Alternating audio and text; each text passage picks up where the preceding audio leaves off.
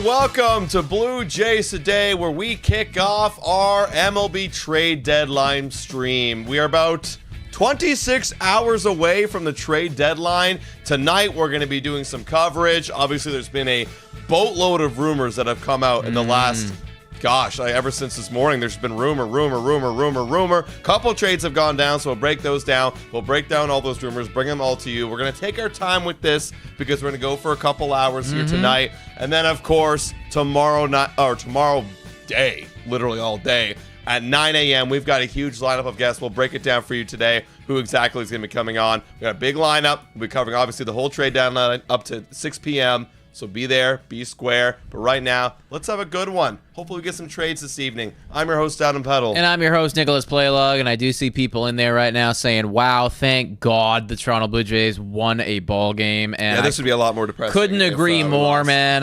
They got an off day tomorrow, and they desperately need it. Toronto just barely edged out the Baltimore Orioles here 9-8. Don't worry, we will get to the trade talk, but first things first, I did want to just quickly discuss. I see. I knew it was going to happen every single time. But they were in a very tight game today, narrowly beating them 9-8. Pitching kind of sold this series, I would say. Like, there was a lot of runs coming in from Baltimore, and yes, their offense is good, and they've definitely been heating up as of late, but clearly, if we learned anything this series, it's that Toronto needs more pitchers. They went out, they got Sir Anthony Dominguez yesterday from the Baltimore Orioles, which was just overall a baller move by Ross Atkins. But like all of the rumors, like all the analysts have been saying, Toronto's not done in that market at all, nor should they be, because looking at our pen, looking at the starters, there's guys that you like there, but there is also couple holes that potentially need to be filled, and also too, just generally they've been getting overworked like crazy. So off day coming at the right time, and also needed this W. Yeah, and I'll say this: like the Orioles offense, gotta give them a lot of credit. They were hot, and they're gonna be trading away a lot of those guys today, maybe tomorrow, and they're gonna be a different ball team, but they were hot. The weather was hot, their bats were hot, and they really pounded us. And, we also had a doubleheader day where we had Easton Lucas pitch and then Estrada. So there's guys there where obviously you're not expecting them to really shut down a red-hot offense. And, we got pummeled a little bit. We gave up, 38 runs in 3 days, 4 games? So it was a lot of runs, yeah. That's why we need to go and get some bullpen help. I mean, Dominguez pitched 2 innings for us. I think he racked, 3 strikeouts total in the time? I know in the first outing he had 2 strikeouts and then threw out a batter who was trying to steal. He had 4 strikeouts 4 Ks, total. yeah. That's really impressive. That's awesome, So man. There you go. Like, Sir Anthony Dominguez is one of the additions, but we're obviously going to be adding a lot more. So I'm happy that we're leaving that series positive, because it would be the sky is falling from every Blue Jay fan right now if we got 4 games swept. 100%, because that would have been the 5th loss in a row for Toronto. So the fact that we're finishing off the series, and let's face it was a bad series overall, but they're finishing it off with a W just means, like, okay, at the very least, there's an ounce of momentum that we can take into the off day. We can feel a little bit better of ourselves, and Ross Atkins can now confidently enter into his mode and cook for the Toronto Blue Jays. And it's a good thing the Orioles won't be in the playoffs, because we can't beat them. Yeah, it's abundantly clear that they just own us for whatever reason. They're not a great baseball team, but apparently they just own the Toronto Blue Jays. They messed us up. So we wanted to start with that and just kind of get the vibe check for the fan base right now as it stands, because Toronto did have a rough series. But let's talk trades, because that's what we are here to do today. I'm actually very happy that Toronto is not playing a game tomorrow, because it's like we are just in full trade mode at this point. The baseball, at least for 48 hours, is done. It's dusted. Now I am looking out for Ross Atkins, and I'm also looking out at the rest of MLB. This trade just went down before we hit the go live button, and we're going to be covering everything here, guys. Not just Toronto Blue Jays rumors, but literally everything that is happening in MLB. So if you see something that we haven't called out yet, please feel free to let us know in the chat. DM it to us on Twitter. We would really appreciate that. That's very, very helpful. Adam and I are quite literally doing all of this solo, so anything that you guys know that we don't know, we would love to hear it. Yeah. But Tyler Rogers is going to be a New York Met. Interesting. I'm actually super down for this because, like, he was not somebody that I think the Blue Jays were looking at, or he's not somebody that, like, we thought the Toronto Blue Jays were looking at. He's great. He's actually phenomenal. He is very, very good. Well, I think no one's looking at him because he was on the San Francisco Giants. Yeah, I didn't think that they were going to sell. I didn't think they were going to sell either. I'm looking at the standings right now, and they're 2-8 in their last 10. So that basically just, I mean, part of that was us. Sorry. Yeah. We killed you. We literally put them in the dumps. So now they're selling. Rest in peace. And Tyler Rogers is now on the move. So that's interesting. That opens up a whole other market that we didn't even think about that. You know, maybe there's some guys, and I'm not familiar because we haven't talked about it. San Fran guys might be on the go, right? Yeah. All their rental pieces, because Tyler Rogers is going to be a free agent in 2026, so obviously this upcoming free agency class. He's got a 1.80 ERA in a whip of 0.860. Obviously, he's a freaky submarine pitcher that gives you a different look. And going over the Mets, again, I'm not super familiar with the Mets. Tyler Wardy, NYN, is going to be hopping on this stream tomorrow, so I'm sure he'll be talking about this, and I'm sure he'll tell us the lowdown with the Mets, but you know, hey, good pickup of a pen guy, and I wish we could have got that guy if we had a chance. Yeah, I'm looking at their roster right now. They still have Tyler Rogers in there, but they actually have a decent amount of bullpen pieces that are pretty nice because they're ranked second in terms of ERA as a team across all of MLB. This is San Francisco. Second in ERA in their bullpen, third in terms of whip. So if this Tyler Rogers move is the first, you know, kind of like opening the door to the idea of like, okay, we can trade some people away, there's absolutely some individuals over there that I'd be very, very interested in. Well, I'm going to look at it right now. Who do they got? I'm trying to pull it up. See, the thing is I wish the Fangraphs would show us the control. That's the one thing. Because it's like, I need to know, like, there's names here where it's like, okay, well, Camilo Duvall's pretty damn good at baseball, but like, would they be willing to get rid of him? I'm not sure about his contract. That's why I like Baseball Reference just for that one reason. I like going to their contracts right here because I like drop down menu of 2026 and it groups all the free agents together. So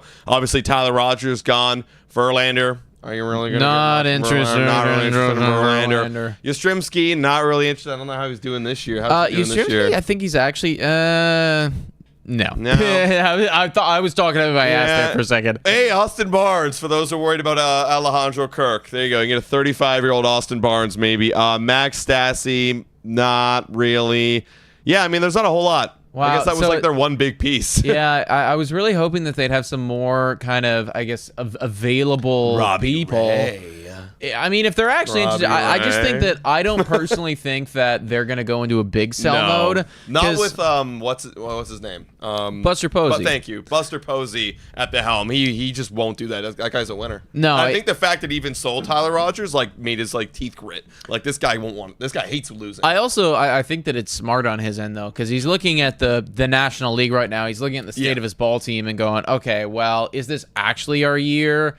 No, let's play it smart and get some assets. You know, like, you look at this team and you're like, how is this team not better than they are? Like they have a lot of names. It's the offense. The offense is just it can't hit. It's crazy, man. Because you got guys like Rafael Devers. Matt Chapman's a good bat. He's been decent.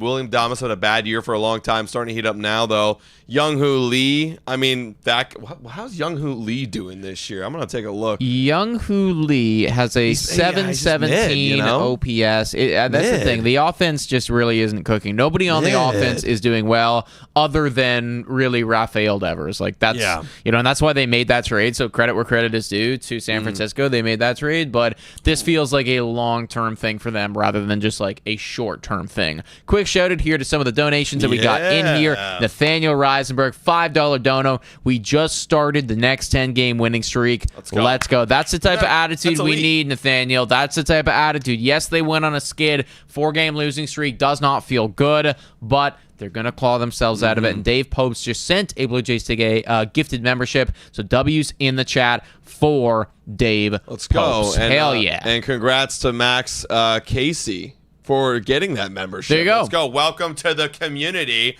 And you should give Dave Popes a big thank you for that, Max Casey. All right. So that's that.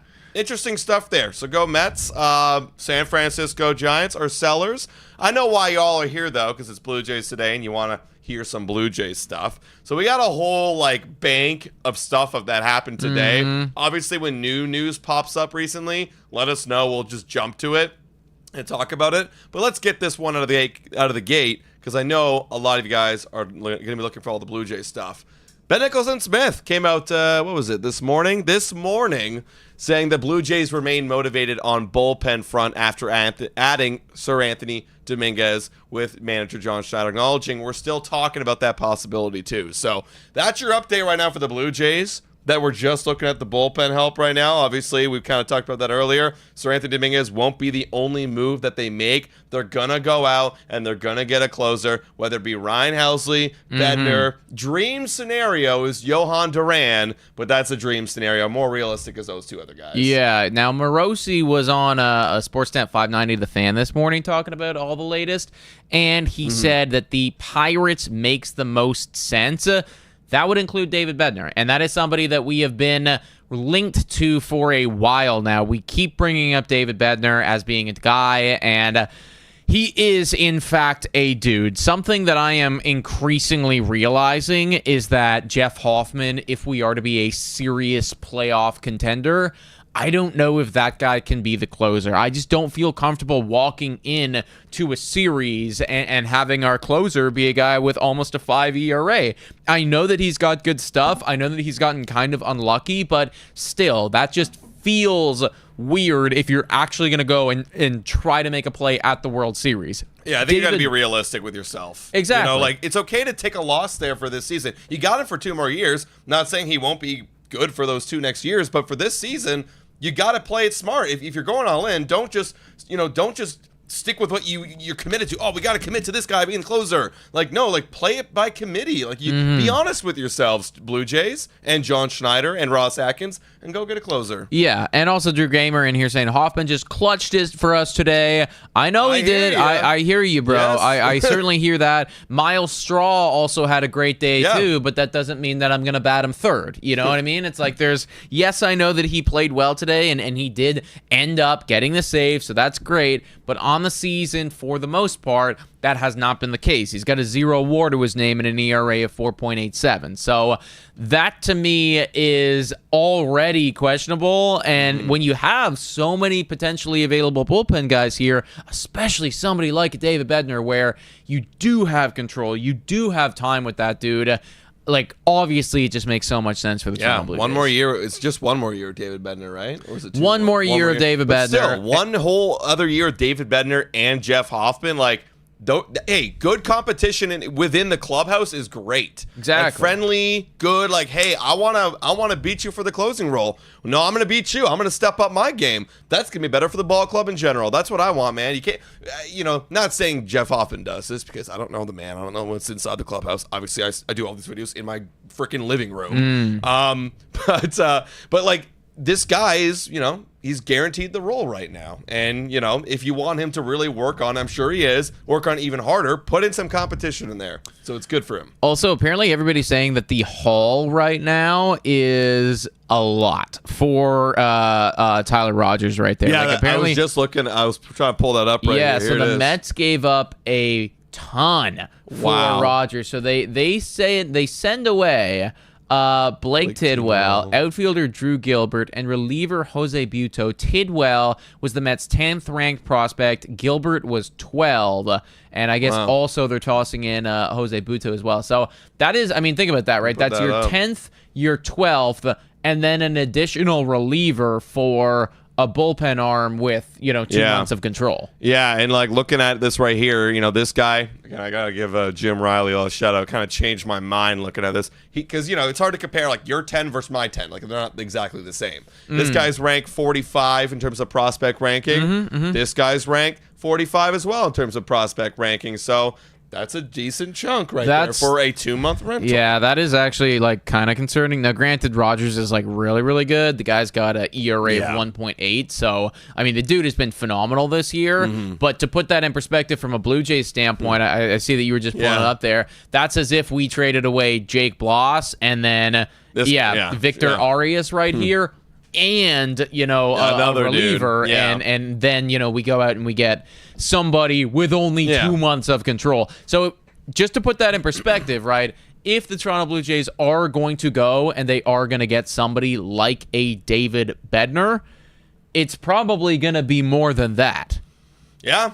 Yeah, oh, yeah, absolutely. In fact, it is going to be more than that. Yeah, like, and so be okay, guys, like giving up, as much as like a Johnny King type. I know he's been soaring through the system, but we gotta be realistic with ourselves. If you want to go in, you gotta beat these other teams. You gotta go in and get Johnny King. Especially, we're bringing up this guy eventually, Johan Duran. If you ever want to be in that market, get ready to give up a haul. You would have to give up a ton right there. And Beacock in the chat right here. Remember, for 3 months, 400 people in the chat. Hit that like button and subscribe. That's right, guys. If you haven't already done so, please hit that like button. Smash the subscribe button. Can we get up to 69 likes? We are going to be live from 9 a.m. to 6:30 p.m. tomorrow evening, having tons of guests on, everybody, talking about everything that goes down. So it is going to be awesome. Also, if you want your question asked and answered here on the stream, go submit it in the mailbag down below. We got the Google link down there. I'll bring it up at some point once we kind of go through everything,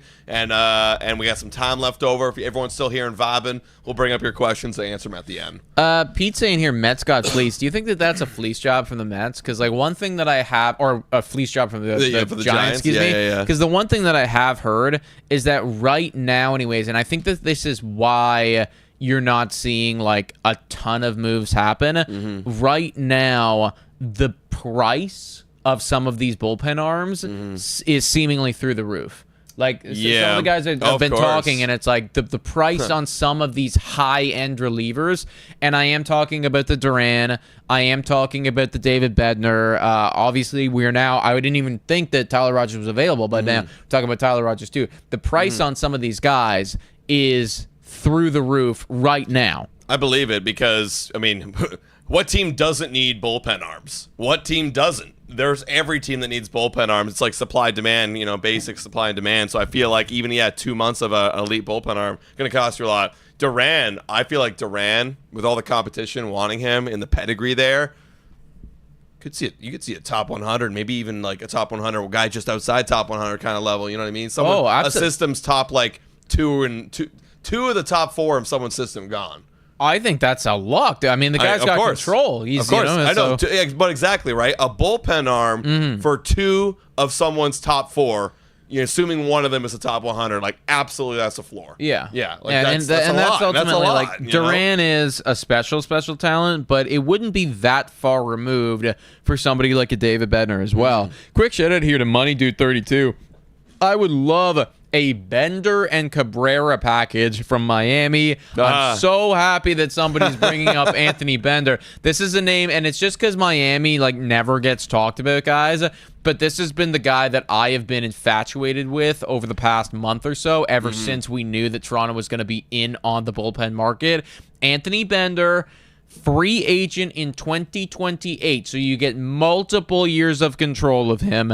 He's got a career ERA of 2.98, and this season he's got an ERA of 1.83 over 44 innings and a whip under 1. Sign me up 8 days a week. I want this guy. I want this guy. I mean, if you're looking at the price tag that they just paid for Rogers, there goes at least Johnny King. Oh, at minimum. You're giving up Johnny King. You're giving up like 2 top 10s minimum. 100%. 2 top 10s, maybe even 2 top 7s. Like straight up. But like that's a price that I'd be willing to pay, because somebody like an Anthony Bender, you would hope, like if you're trading for a guy like this, the hope is, or I guess the goal here is that you are going to have your setup man for the next 3 years. Right. Like this is going to be your 7th inning or 8th inning guy for the next 3 years of time. Okay. And that's what it would be. Exactly. Hopefully, right? Like that's what you would be wanting to have happen if you traded for him. Because this is like the first year he's really popped off. Well, not true. I mean, the first 2 years he came up, he was solid. Then he got injured. Then last year is like, okay, we're recovering from the injury. Now we're back to being really, really good. Yeah, but like this is the first year he's like really popped off, is what I'm saying. Like this guy, this is obviously next level than these years. Because this year right here, you got 19 innings. Obviously got hurt. And he had to recover. Then he was bad. And now he's good. So it's like, and he's 30 years old. So you got to hope that he still sticks with it after this season for sure. Also, I'm looking right now. Draftnik, Mark, and Tyler are not happy with giving up Budo in that trade right there. Wow. They gave up this guy in the trade, which, I mean, obviously we can agree that, like, Tyler Rogers is better than Jose Budo. I don't even know how to say his name. Wow. Oh, no, he is Budo. So that would be, so to put that in perspective, everybody, now that we got this guy here, that's giving up, from a Toronto Blue Jays standpoint, that's giving up Jake Bloss, Arias, so that's your 10 and your 12, and then you're also having to give up, who's a similar guy? Like 27 years old. Like, who's somebody like this in our bullpen? Oh, my God, he's a free agent in 2031.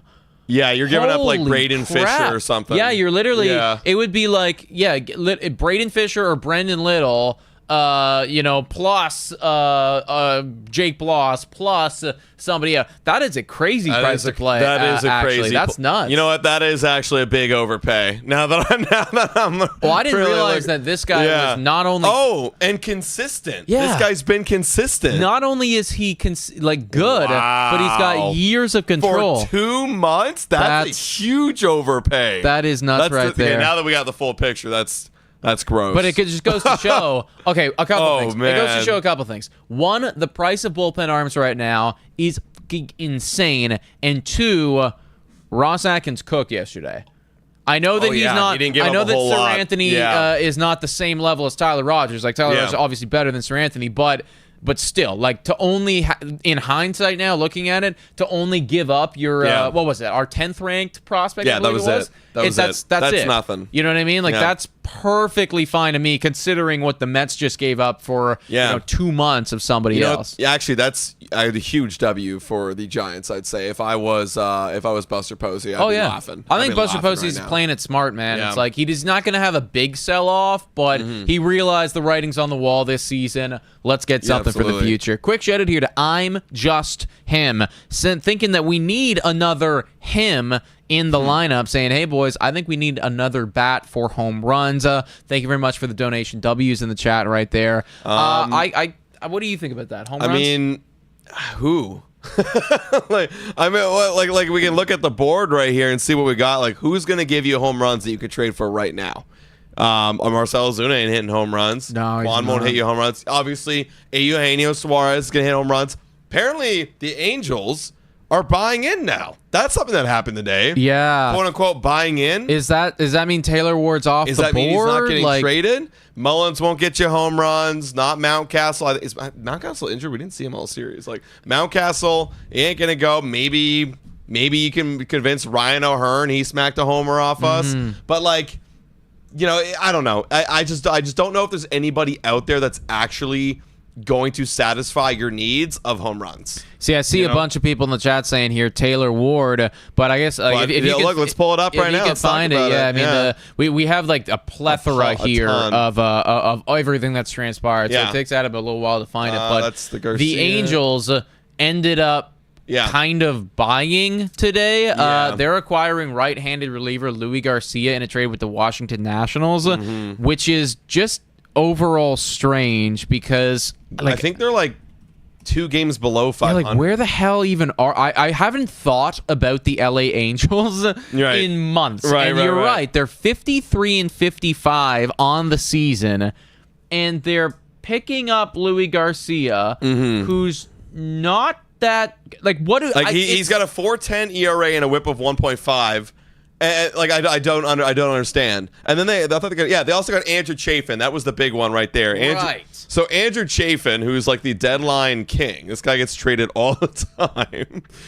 Andrew Chafin is going. He's actually very good. Pretty good. Well, that's a weird number. He's got a 2.70 ERA. Oh, he's played like. He's weird numbers. These are weird numbers. 20 innings, 2.7 ERA, a WHIP of 1.6. I don't know how the hell your ERA is that low. Why are the Orioles like this? Why are the Angels? Excuse me. Why are the Orioles like what they were? Yeah, exactly. But why are the Angels like this, man? Dude, they don't know when to quit. Like, just sell, dude. Like, what are you doing? Like, where's the standings right now? Let me bring it up. They're 53-55, guys. Like, what are we actually doing here? Like, are you even close to the wild card? No, man. And plus, like, you know, is Andrew Chafin going to be the answer? No. You're 4 games out. Like, dude. It doesn't make any sense. So Taylor Ward, to answer all your questions.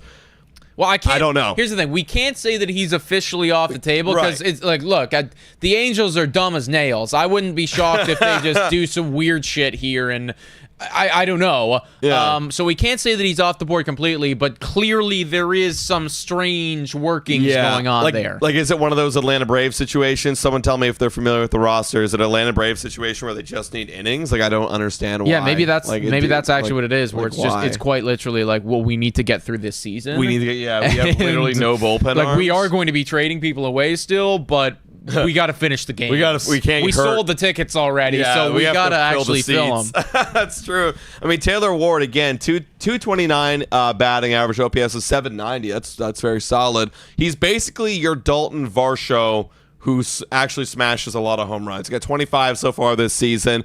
He would play outfield, could play a little bit of third base. Could this be? Would you be okay slotting Taylor Ward in the lineup? I mean, you're talking about somebody with 25 home runs. That would be definitely leading the team. Like that is the most. That would exactly be the most on the Toronto Blue Jays. And 78 ribbies. That's nothing to scoff at. Dude, Bo has I think it was 65 before the game. So that smashes. Yeah, like we don't have anybody that right now. I don't know if anyone's gonna get 100 ribbies on the Blue Jays. Like probably not actually this season. No. But this guy would if he was a Toronto Blue Jay, right? I mean, he's effectively 20 RBIs away from hitting that 100 mark. So yes, if the Angels are willing to trade him, I would be interested. The batting average is also definitely questionable, but we have so many other guys that hit for batting average. That's what I'm saying. He's like the Dalton Varsho. You know, he's another Dalton Varsho. With like more pop. More pop. Yeah. So it's what you want Dalton Varsho to be. Yeah, I would definitely be interested. It's always going to be this fine balance of like, how do you even slot him into how do you slot these hitters into the lineup? Mm-hmm. So that's going to be some hoops that the Toronto Blue Jays need to jump through. Quick shout out here to Matthias. I don't know how you say your name, dude, but W's in the chat right there for our guy Hoff with the €5.99 donation. Shout My out. boy over there across the pond, and he's tuning in right now. What time is it? It's got to be like what, almost 10 o'clock for you right now, Matthias. Somebody tell me how to pronounce that guy's name. W's in the chat for you, man. Appreciate you. Drew Gamer's saying it looks like Johan Duran, he's a Mariner. Well, who's saying that, Who Drew? on earth is saying that? Because I don't see anything on that. With that being said, though, let's talk about Johan Duran. I think he's kind of the belle of the ball, of course. Well, before we do, I do want to just quickly bring this because I see quick clips in there saying Mark Topkin. I saw a couple people others say Mark Topkin, so I'm just going to bring this up very quickly. Mark Topkin, now this is somebody that deals with the Tampa Bay Rays very closely, I suppose. He says, seems odd, especially this time of year, but the hashtag Rays haven't yet announced Brandon Lowe being activated, and I assume that this is his time to be activated. Doesn't appear he's being traded, as he's in today's lineup, sitting in the clubhouse, and said he hasn't been told anything. So he hasn't been activated yet, but it's 4:45, and he also is in the lineup, so that's kind of weird. Could it be someone else is being traded, and there's an impact on who was going to be dropped for Brandon Lowe? So this is all speculation from Mark Topkin, but keep in mind this is somebody that's very connected with the Rays. So I guess what he is speculating on is, okay, Tampa Bay, they want to bring Brandon Lowe back onto their, because he's been injured, so they want to bring him back on, but they're going to wait till they trade their guy. So then it opens up the spot so then they can bring him back. I think that's what he's saying right now, and he's speculating that because he hasn't been activated yet, it could mean that a Tampa Bay Rays trade is in the works, potentially. Okay. I figured they're probably going to trade a few more guys. They're probably going to trade a few more. I don't know who would be traded. Yeah, like who's even on their team? Guys, let us know who's even the trade candidate? In the chat. Fairbanks. Fairbanks. Fairbanks is kind of good. Yeah. Fairbanks, but that's like a positional. But that's like he's a pitcher. Lowe is a position player. Like what position players would be traded off that team? Who is leaving from a position? Who's leaving? I feel like anybody could leave, honestly, from the freaking Mariners. Like they don't really care. If you make too much money, you're gone. That's literally what it feels like. You remember? Oh yeah, we didn't really talk about this, but Danny Jansen, he's gone to Milwaukee. He's super happy. He's very happy. He's a Milwaukee guy. And I think that's awesome for Danny Jansen because you get to go back to the playoffs, bro. This is probably Danny Jansen's best shot maybe his last best shot at winning a ring and going deep, right? It's like he's on the best team in the NL right now. Yeah. He's on the literal best team in the NL, so that's awesome for Danny Jansen, and I'm really excited for him. And he's going to be working with some great pitching staff over there. Like, they play defense better than anyone. They pitch better than anyone, so love to see that Danny Jansen is in there. Yeah. Speaking of Johan Duran, we just got a pretty decent update right here. You guys weren't clickbaiting us. You were telling the truth. Joel Sherman just tweeted out the Mariners are making a play to try to acquire Johan Duran from the Twins. Nothing finalized. Wow. Many teams have been in on the All-Star closer. Expectation is Duran will be traded today. That's always the expectation. Oh boy, here we go. Now we don't know, of course, if he's going to get traded today because we've heard that plenty of times, and then nothing happens. Expectation was Ohtani was on the fucking plane. Exactly. The expectation is that I'm supposed to be a billionaire, but I'm not. That was never the expectation. That's my expectation. That was never the expectation, man. Oh yeah, my expectation as an 8-year-old was that I'd be a Hollywood movie star, and here we are. Here we are. But trying our best. Regardless, Johan Duran. Everyone's in on Johan Duran. You've got Mariners, obviously. They're trying to make a play, but you've also heard the Dodgers are among the teams that are talking to the Twins about Johan Duran. They were always the favorites. They need bullpen help, pitching help in general, to be honest. And that feels like one of those dudes that, like, when you just look at a guy and you're like, that's a Dodger. Mm-hmm. That's clearly a Dodger, and then they usually become a Dodger. He's one of those guys. He's a Dodger. It does feel that way, man. Like, I want so desperately to sit here and to tell you guys that Toronto Blue Jays could go out and get Johan Duran, and my God, he'd be so good. Like, you want to talk about any type of closing question marks, anything, they're settled. They're gone. There's no problems. This guy is shut down, locked down. One of, if not the best closer this year in the game, has been a top 3 closer in the game effectively since he's come up. Like, he's been so damn good at baseball. So that would be incredible for the Toronto Blue Jays bullpen. But it's just like, you're going up against the Dodgers. You're going up again. Now the Mariners, apparently. The Mariners are going to want, and they got the prospects, man. Yeah, like shout out to Drew Gamer brought this up. This is what we have to compete with if you want to get like a Duran, or even if Joe Ryan was on the market. This is what you got to compete with. These are all the top 100 prospects that the Mariners have. Dude, they don't care. You can't. They actually can't bring all these guys up. You cannot fill your whole team with these dudes. You have to trade some away. And then look at us. Where are we at? At us. Look at us. 2. We've got 2. No. You think? When we're all sitting here like, don't trade Arjun. Don't trade Savage. Yeah. Well, guys, that conversation is nullified because it doesn't matter because the Mariners are out here with their freaking just factory of top 100 prospects. Yeah, that's the thing, right? We're going to get outbid. We're going to get up. Like, not only do you have to trade Arjun at that point, you might even need to trade both of them. You got to trade both. Like, to compete with this, right? Like, it's actually...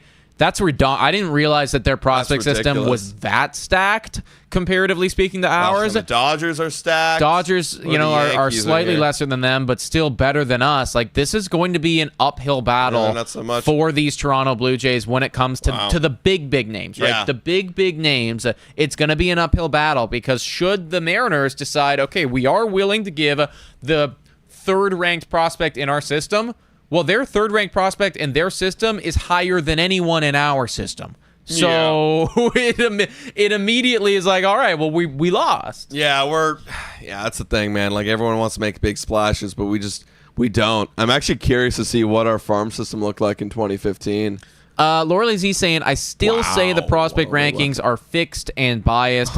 And look, that's not impossible, right? I mean, you could argue that, maybe maybe the Seattle guy, or not the Seattle guys, the Twins like really like Arjun Amala for whatever reason. I mean, that's possible. But also they might really like the Seattle guys. And too. the thing is too, I mean, obviously they know more about certain guys than we do, but like if I'm a general manager, I don't really have anything to go off of other than like what the scouts are telling me. Yeah. And that's what the scouts are saying, right? It's like the scouts are here saying this is their grading. That's all we got. Like, I'm Ross Atkins. I can't go down the field level in single A and see what this prospect's doing and compare him to like this guy and da-da-da-da. Like, you got to trust the scouts, and these are what the scouts are saying. Yeah, exactly. Now, you might have your own personal scout rankings, Right, you know, so it's sure. like your scouts might be saying something slightly different than those, Sure. and maybe that's where some of the bias gets taken out or honestly added in.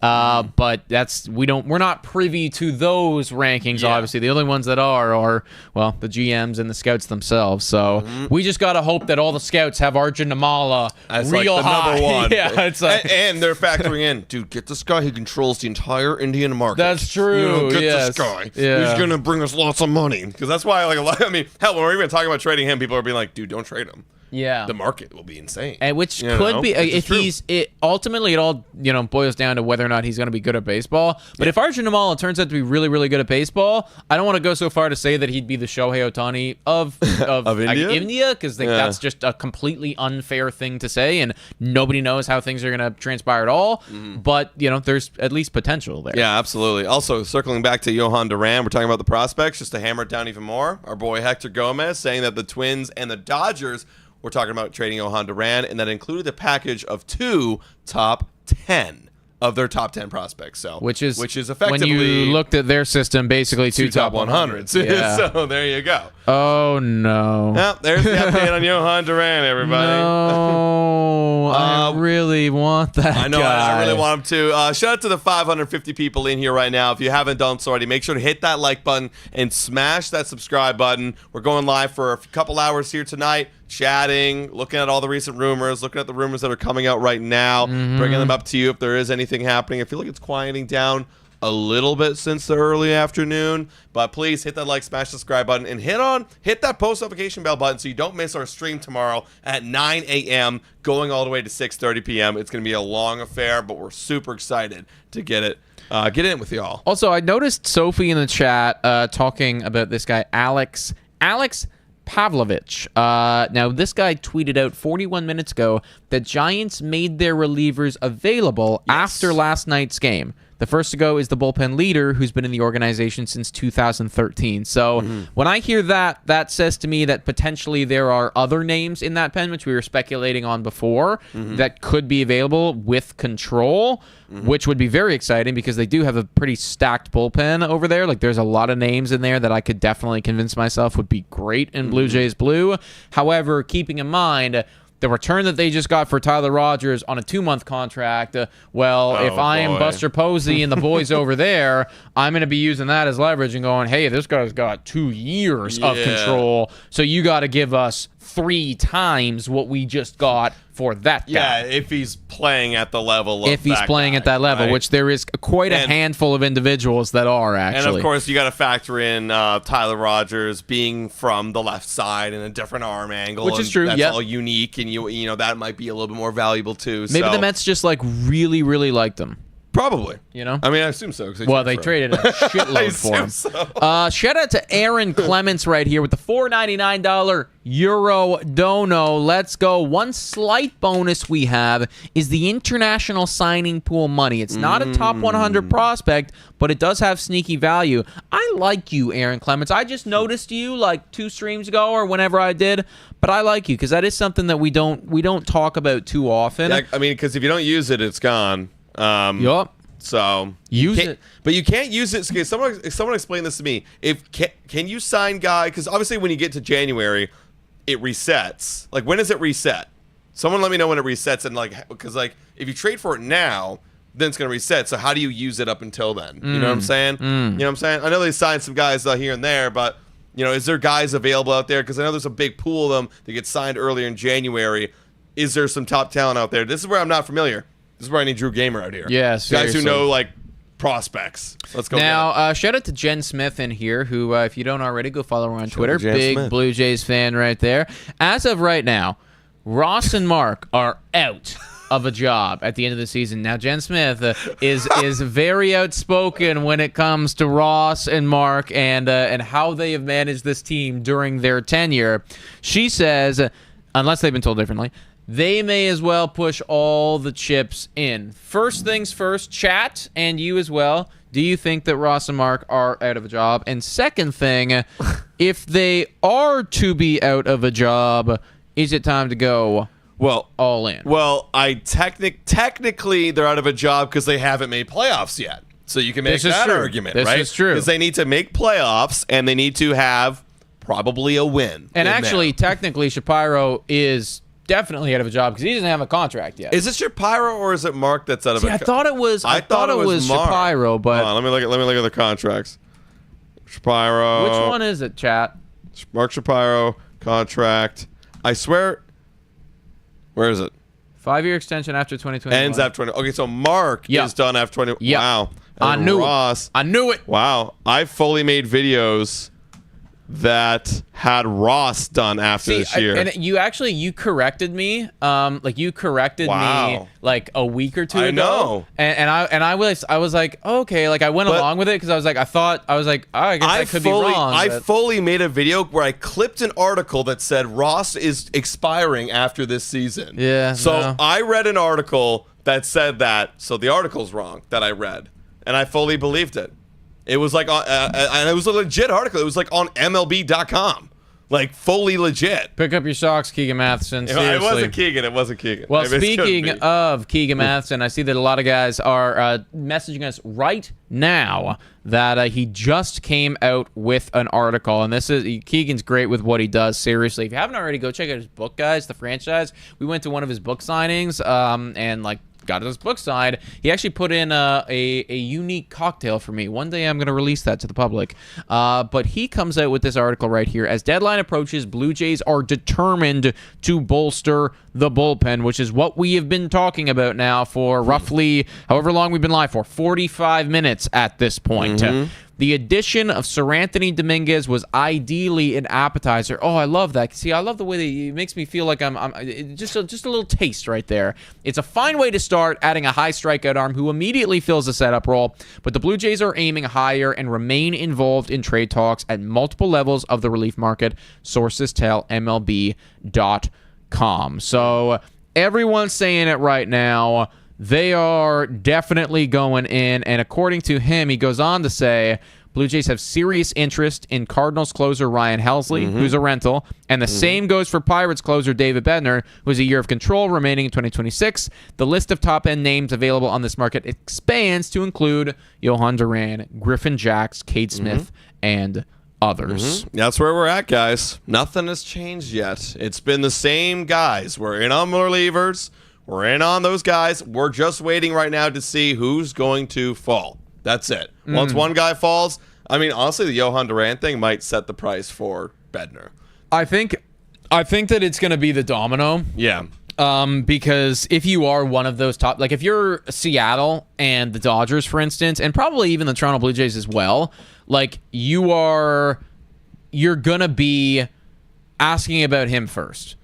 Because, what if your offer is good enough? Yeah. You don't want to, this isn't a slight to Ryan Helsley. I'm still very, very interested in Ryan Helsley, but I mean, if your offer is good enough for Johan Duran, but then you jump to go get Ryan Helsley, and then they tell you afterwards, hey, your offer was good enough. Well, that'd be kind of stupid. I mean, we could have got Johan Duran. Right? Yeah, I'll be honest. I think the Blue Jays won't have, they're not going to have an offer good enough for Johan Duran. I'm going to say it just point blank frank. Like, they're going to get outbid for Johan Duran. Most likely. And then they're going to have to go to Bednar and Helsley. So what I want Ross Atkins to do is really focus on those guys right now. And I know that's not the all-in balls-to-wall move, but, like, put in the offer. I want these two top prospects. Get back to me. Okay, you just got outbid by the Mariners. All right, I'm out because I can't compete. Because what is he gonna do? Sell the entire farm system for Johan Duran? He can't. That's not a smart business move. There comes a point where all in becomes reckless, and going all in that capacity would be reckless for one guy. Yeah, he's one of the best dudes in baseball. Don't get me wrong, but that would get a little bit reckless, and that would really hurt the future. So I'd be looking at a Helsley. Or Helsley would be cheap. Helsley would be the cheap option. Like, hell yeah. I mean, you're looking at what they just gave up for Tyler Rogers. Fuck, like, yeah, I'd probably give up that for Helsley. I mean, it'd probably cost a little bit less, too. He's not performing as high as Tyler Rogers. Yeah, for me, Ross Atkins got to kind of go in that other direction, in my opinion. Quick shout out here to Jake Hussey. We met this guy outside. We were filming some Streeters. We met this guy outside of the Rogers Center, and like he had some wild takes, folks. He had some wild takes right there. So if you guys, if you want to see one of our shorts about him, go check out our Instagram page. We got some shorts there where he just pops off and definitely strays away from the norm, I would say. But shout out to Jake Hussey for coming in here saying we need more offense. With that, I think it might be a good idea to quickly transition and talk about the latest with Eugenio or Eugenio Suarez. It's Eugenio? Eugenio? Eugenio Suarez. Toronto's not in on him. We are not one of the favorites right now, team. There is a list of other individuals who are significantly more interested in Eugenio Suarez, and the Toronto Blue Jays are not one of them. I definitely had it up there at one point. I don't know. I don't see it. Is this it? I don't know. You're going so fast, I can't see him, man. I don't have it up here, but what is the latest update on that? Well, it was that the Toronto Blue Jays, now you're going to make me go find it, because I thought we had it, but where the hell was it? It was several other squads that were going heavy for him, and sadly, the truth of the matter is that it was not the Toronto Blue Jays who were one of the favorites. We're not going for Eugenio Suarez either, guys. I'm trying to be realistic. I'm also trying to set our expectations low because I don't want us to get disappointed after a deadline that I still think is gonna be pretty good for what our needs are. I don't want us to set these high expectations. We got to get Duran, we got to get Eugenio. We're gonna make a crazy trade for Joe Ryan. Don't get me wrong. Go for it. Do it. Sell the entire farm system. Be reckless. Even though I just said don't be reckless. But that'd be a fun, entertaining deadline, and maybe win the World Series this year. But it's probably not going to happen. So I'm setting the expectations low. Look at Helsley. Bednar's awesome. And we can go make the move. Yeah. So as it stands right now, the Mariners, Cubs, Tigers, and Phillies. They are all seen as the primary teams in pursuit of Eugenio Suarez, and that's per Mark Feinsand. So doesn't list the Blue Jays, and we really haven't been listed with Suarez this entire time. Now, I know that anything can happen. Crazier stuff has gone down, but clearly, we're not there right now. We're just not there, and there's other squads there are other teams that need him more. Seriously, there are other teams that need him more. So, yeah, I don't think that is one of those guys that I'm going to be holding my breath for. Now, there is another bat that I'm pretty sure is up here somewhere with Stephen Kwan. Here it is, guys.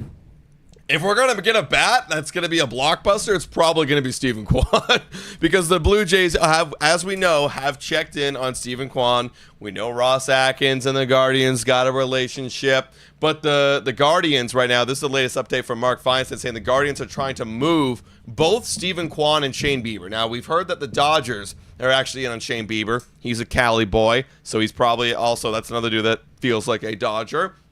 And then, yeah. So there you go. They're actively trying to move. It's not like the Blue Jays are knocking and saying hey, is he available? No, they're actually trying to get rid of him. So maybe it just falls into our hands. Shane Bieber obviously has been insane at baseball in the past. However, is this somebody that I actively want to trade for who's on the 60-day IL? Oh, yeah. I don't know about that. No, I wouldn't want Shane Bieber. I'm saying Stephen Kwan. I was talking about Stephen Kwan right there. Stephen Kwan, and we've been through the Stephen Kwan talk for a while now. I like him. I think he's awesome. It really just all comes down to what they'd have to pay to get him. Exactly. And what I was saying is if they're actively trying to shop him, it's are they trying to sell him to us? Are they coming to us saying, hey, we want to give you this guy for those guys?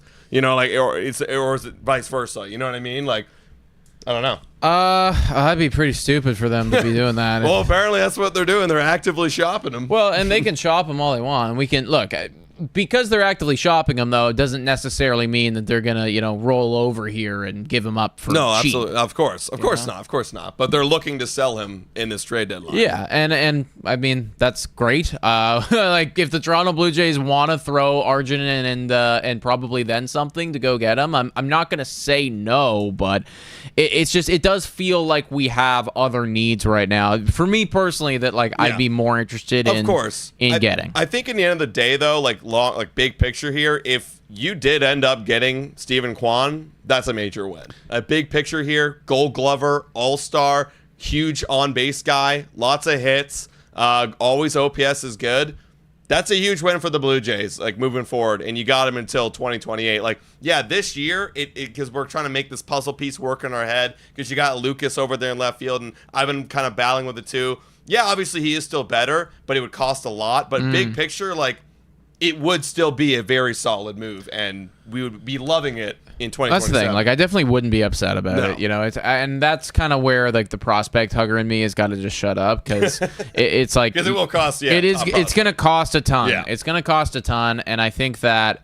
I guess I just wouldn't want them to go out and do that and then not do other stuff, which is what I'd be concerned about. Here's a little update from John Morosi. Yep, I was just about to bring this up. We just talked about this guy being not available. We don't really want this guy, blah, blah, blah. Well, after they sold Tyler Rogers, the other twin, Justin Verlander has become available on the market. Verlander is, of course, on expiring contract. Out of respect to the future Hall of Famer, the Giants are open to working out a deal if it makes sense for Verlander and the organization. His last 2 starts, solid. 10 innings, 1 earned run. Can you imagine trading for Verlander and you have already Max Scherzer on the team?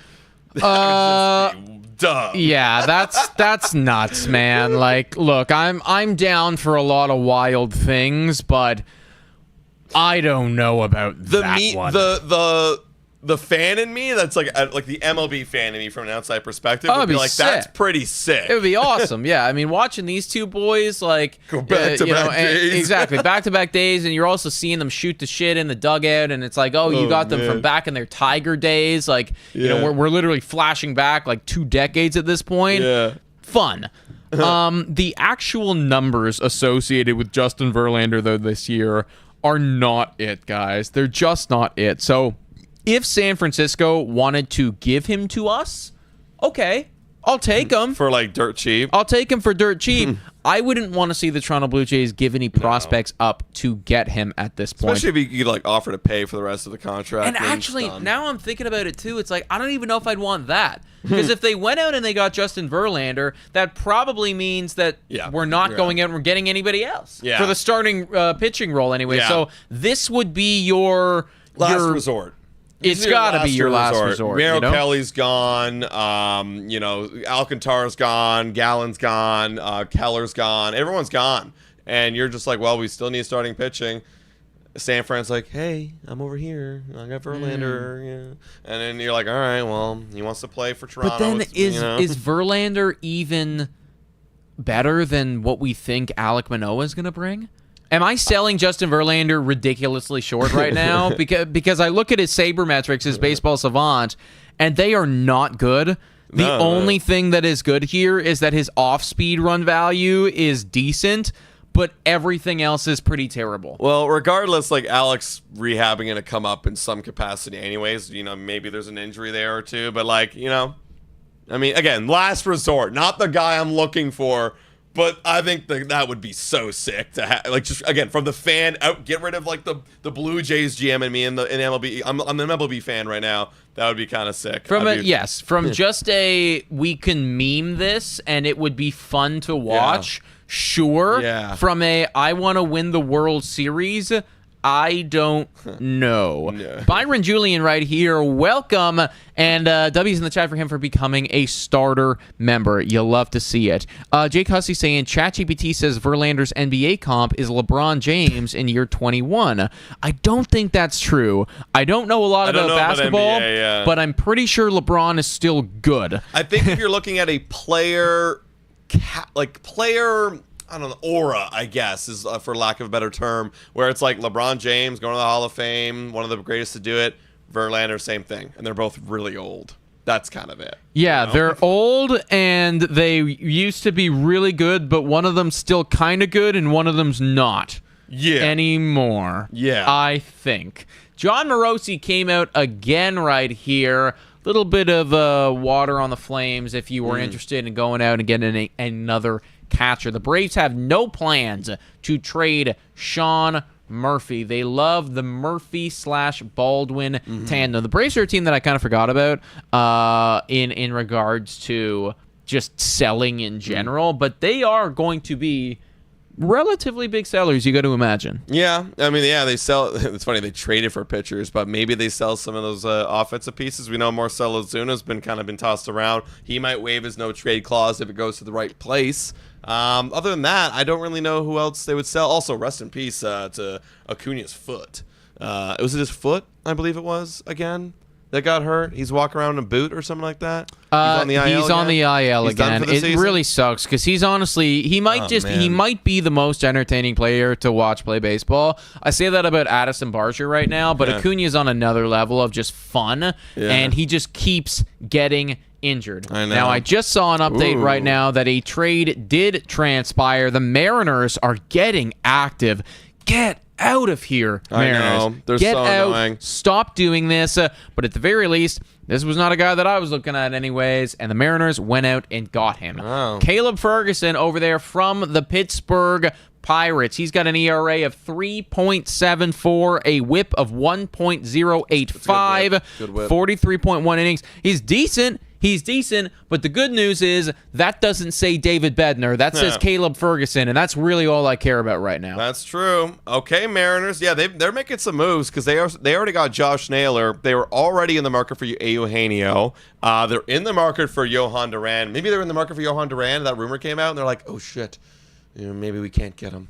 Let's go get this guy over here. And maybe that's the backup plan. Let me look up Caleb. What's his name? Caleb Ferguson? Caleb Ferguson, yeah. Looking Caleb up his Savant Metro. Oh, wow, he is elite.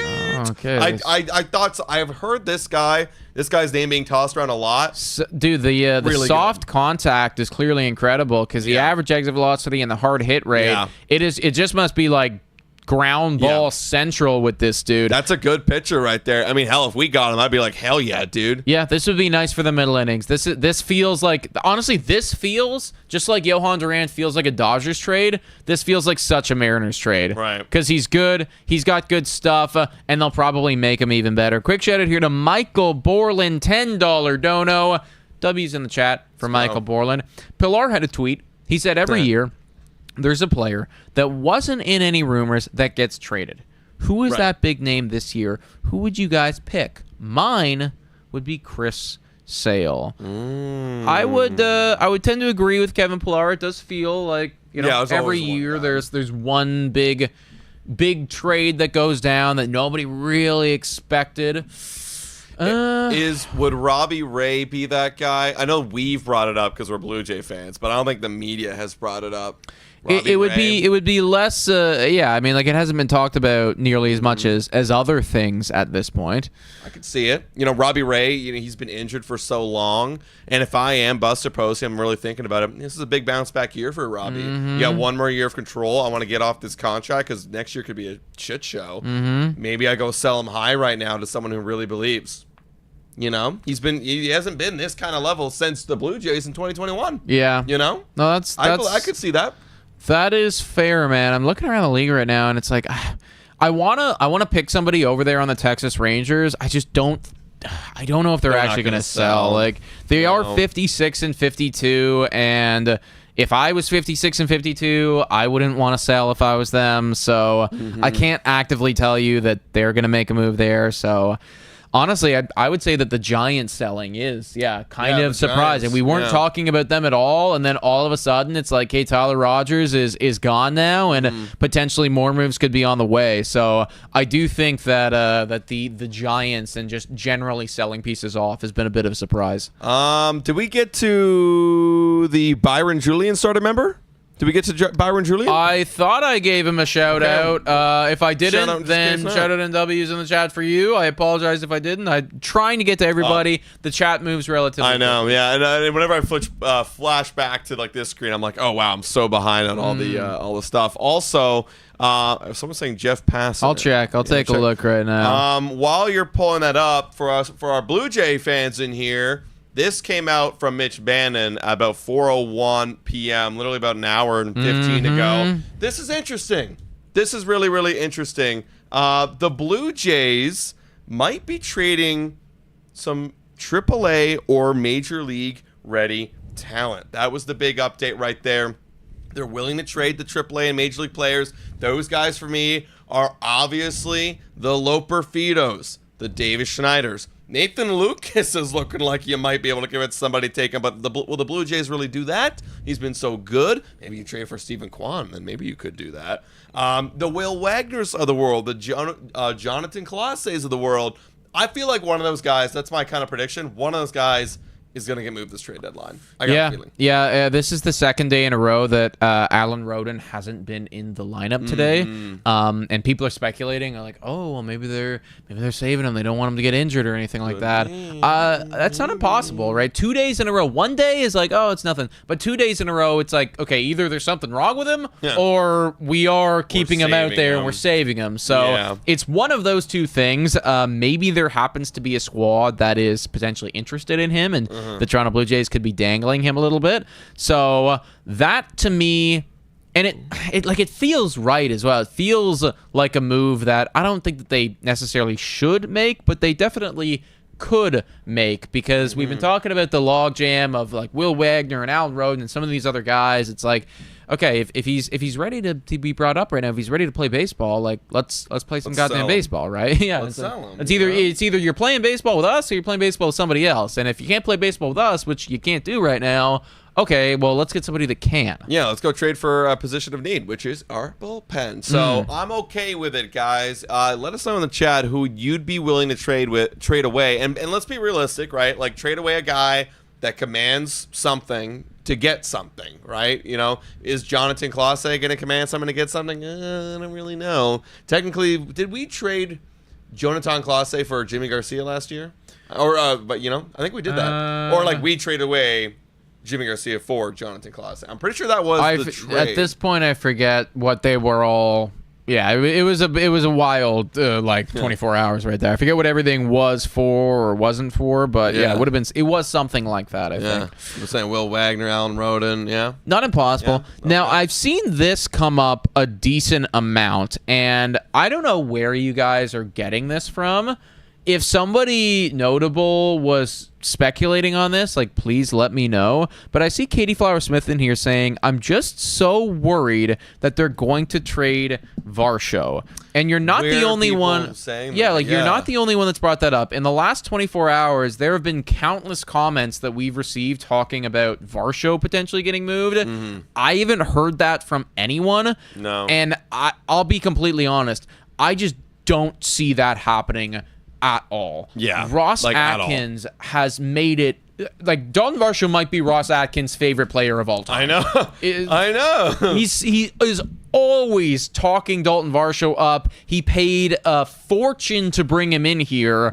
Varsho's trade value isn't even all that high right now because he's been injured. You basically got like 1 year left of this. You do got 1 year left of this dude. I don't think it's gonna happen, guys. And maybe was it the Jeff Blair comment on the show? If that was it, I mean, he's kind of just like us, just saying stuff. So, like, you know, like, I don't know. I don't know if he has any inside sources. Really, I don't know. So I wouldn't look into it too hard, guys. I guess the only way that I could see it make sense is because Pittsburgh has come out and said this, and a couple of the other selling teams have come out and said this, where, well, we want players that can help us win next year. So if it actually was like, okay, we're willing to give you David Bednar, but we don't want any of your prospects. We want Dalton Varsho. I'm not saying that they would do it. I don't know what they would do in that situation. Right. I guess that's the only way that I can kind of seeing it make sense. I don't know if it doesn't make Ross really any Atkins sense. would really ever pull that trigger, because it No. feels like he loves him too much. I mean, let's not get fooled. Look at big picture right here. And I know Nathan Lucas has been awesome playing that center field, left field role in Miles Straw, but like, still, at the end of the day, I'd rather have Dalton Varsho in a big picture situation, right? And like have those guys move over to left field. So you trade away Dalton Varsho, it's like you got no center fielder now. Those guys could like in a heartbeat next year just, oh wait, we fell off. And it's like, okay, well, now we have no center fielder. Like, so you know what you're going to get from Varsho, which is a steady center field glove and a guy who can hit 25 bombs. Exactly. Yeah, 100%. I also see people in here saying trade Santander. We got to throw that one out, guys. Look, give up. Santander is on an extremely lucrative contract for Santander. He is getting paid a shitload of money right now today. Anthony Santander got paid today more than probably all of this chat combined got paid today, and he didn't do any work. He's just rehabbing. So there is no way that another team right now would be interested in taking on a contract like that when the guy's not playing any baseball. And then if you're the Toronto Blue Jays, like you sign him for like years. That kind of ruins your reputation as an organization who signs free agents when it's like, oh, you're going to trade me the following summer? Like if I get injured, like I'm just gone then? Like is that, you know what I mean? Like that kind of ruins your reputation. It's never going to happen, guys. And also like no one's going to want him, and if they do, they're going to like you're getting like the 30th ranked prospect back. Like you're getting like nothing, dude. Yeah, and we're probably paying for more than half his contract. So Santander is not going to go anywhere. I know in theory it's like, oh, he's not doing anything for us, let's get somebody who could be. It's not gonna happen. That's fantasy land right there. Also wanted to bring this up because this is someone that we haven't actually talked about, actually two guys we haven't even talked about, and might be a potential trade for the Blue Jays. Very realistic trade for the Blue Jays. Nationals, this is by Jim Bowden. Nationals are expected to move both right-handed pitchers Mike Soroka, shout out to the Canadian boy, and Kyle Finnegan by 6 p.m. on Thursday. Kyle Finnegan we've always looked at as being like a solid guy in that pen. I don't know how he's been doing lately, but he's been good. Mike Soroka, the Canadian. Let me bring him up right here while I'm talking. Mike Soroka, I know he's probably not doing a whole lot. Yeah, Mike Soroka was one of those individuals where he had so much promise and like was extremely highly touted, and then just injuries and a couple poor performances really derailed him. Yeah. Now, the one thing that I would love about Mike Soroka, it's right up there. It's red, it's white, and it's got a leaf right in the middle of it. That would be really cool to me. That'd just be cool. That would be really awesome. That he's Canada. Also, he's from Calgary. Wouldn't be shocked at all if some of the people that we work with have a couple connections. Actually, oh my gosh, Jared always keeps bringing up like, I can get you Mike Soroka on the show. So I would love it if Mike Soroka would come to the Toronto Blue Jays come right from that standpoint. But from an actual, once again, bringing it back to the whole, let's win a World Series this year. I don't know if Michael Soroka is the guy that's going to bring us over the top. No, he's honestly would just be, again, last resort depth play. We can't afford the big guys, so we got to step down. We got to get Mike Soroka. I don't even know. Would you rather have Mike Soroka or Justin Verlander? Well, let's go back to our big trade board right here, and let's put them down, because we've talked about a lot of individuals, so I think it's time that we take a moment right here and we update the board. This is our current who's getting traded board. Some would call it the big board. We're not going to call it that for copyright purposes. We'll call it the Big Blue Jays Today board. Different. Michael Soroka, we have a kind of a system right here. Red is we don't want you. Reds are gone now. Reds, oh, they're gone? That's they're gone. Okay, so Red's officially like they're gone. Yeah. We're not interested. How about Oranges, we don't want you. Oranges. Okay, well now I'm confused. Red is they're gone. They're off the board. Orange is we don't really want you at all. Yellow is we'll take you, but there's a lot of concern here. Then, like, as you get into green is like, yes, smash that. I will gladly take this guy on my team. And then blue is we're popping bottles over. Okay. So, because, I thought there was like a spectrum of it then. Whatever. It doesn't matter. Anyways, Michael Soroka, Where do you have him right now? That would be probably an orange kind of color for me, honestly. I think that's somewhere between orange and yellow. Yeah. Orange, and it's like a pumpkin color. Yeah. Not like a deep orange. Like, I don't, listen, I don't want to disrespect him right now and put him in the same tier as Louis Robert Jr., because that guy, that's like as orange as you. That's literally, I don't even know, what's the most, like, Cincinnati Bengal level of orange, you know? Deep tiger orange or something dark like that. orange. Yeah. That's where Bengal I have orange. Him. Michael Soroka, not quite that level, but yeah, still questionable. And then what about Justin Verlander? That's Cincinnati Bengals orange for me. So you'd rather have a Michael Soroka than a Justin Verlander? 1,000%. Even though Justin Verlander's performing better than Michael Soroka? 1,000%. I'd rather have Michael Soroka. I think I'd rather have Justin Verlander. That's crazy. He's performing better than Michael Soroka this season. They both have injury concerns. Justin Verlander's done it. So that's where I'll put him in the same I don't know if I can find it. Same category for me. All right. Meet in the middle. That's wow. Okay. I mean, they're literally one guy's better than the other. Yeah, I guess, but like one guy's Canadian, man, and it could be kind of cool. One guy's gonna be a Hall of Famer. It's pretty cool.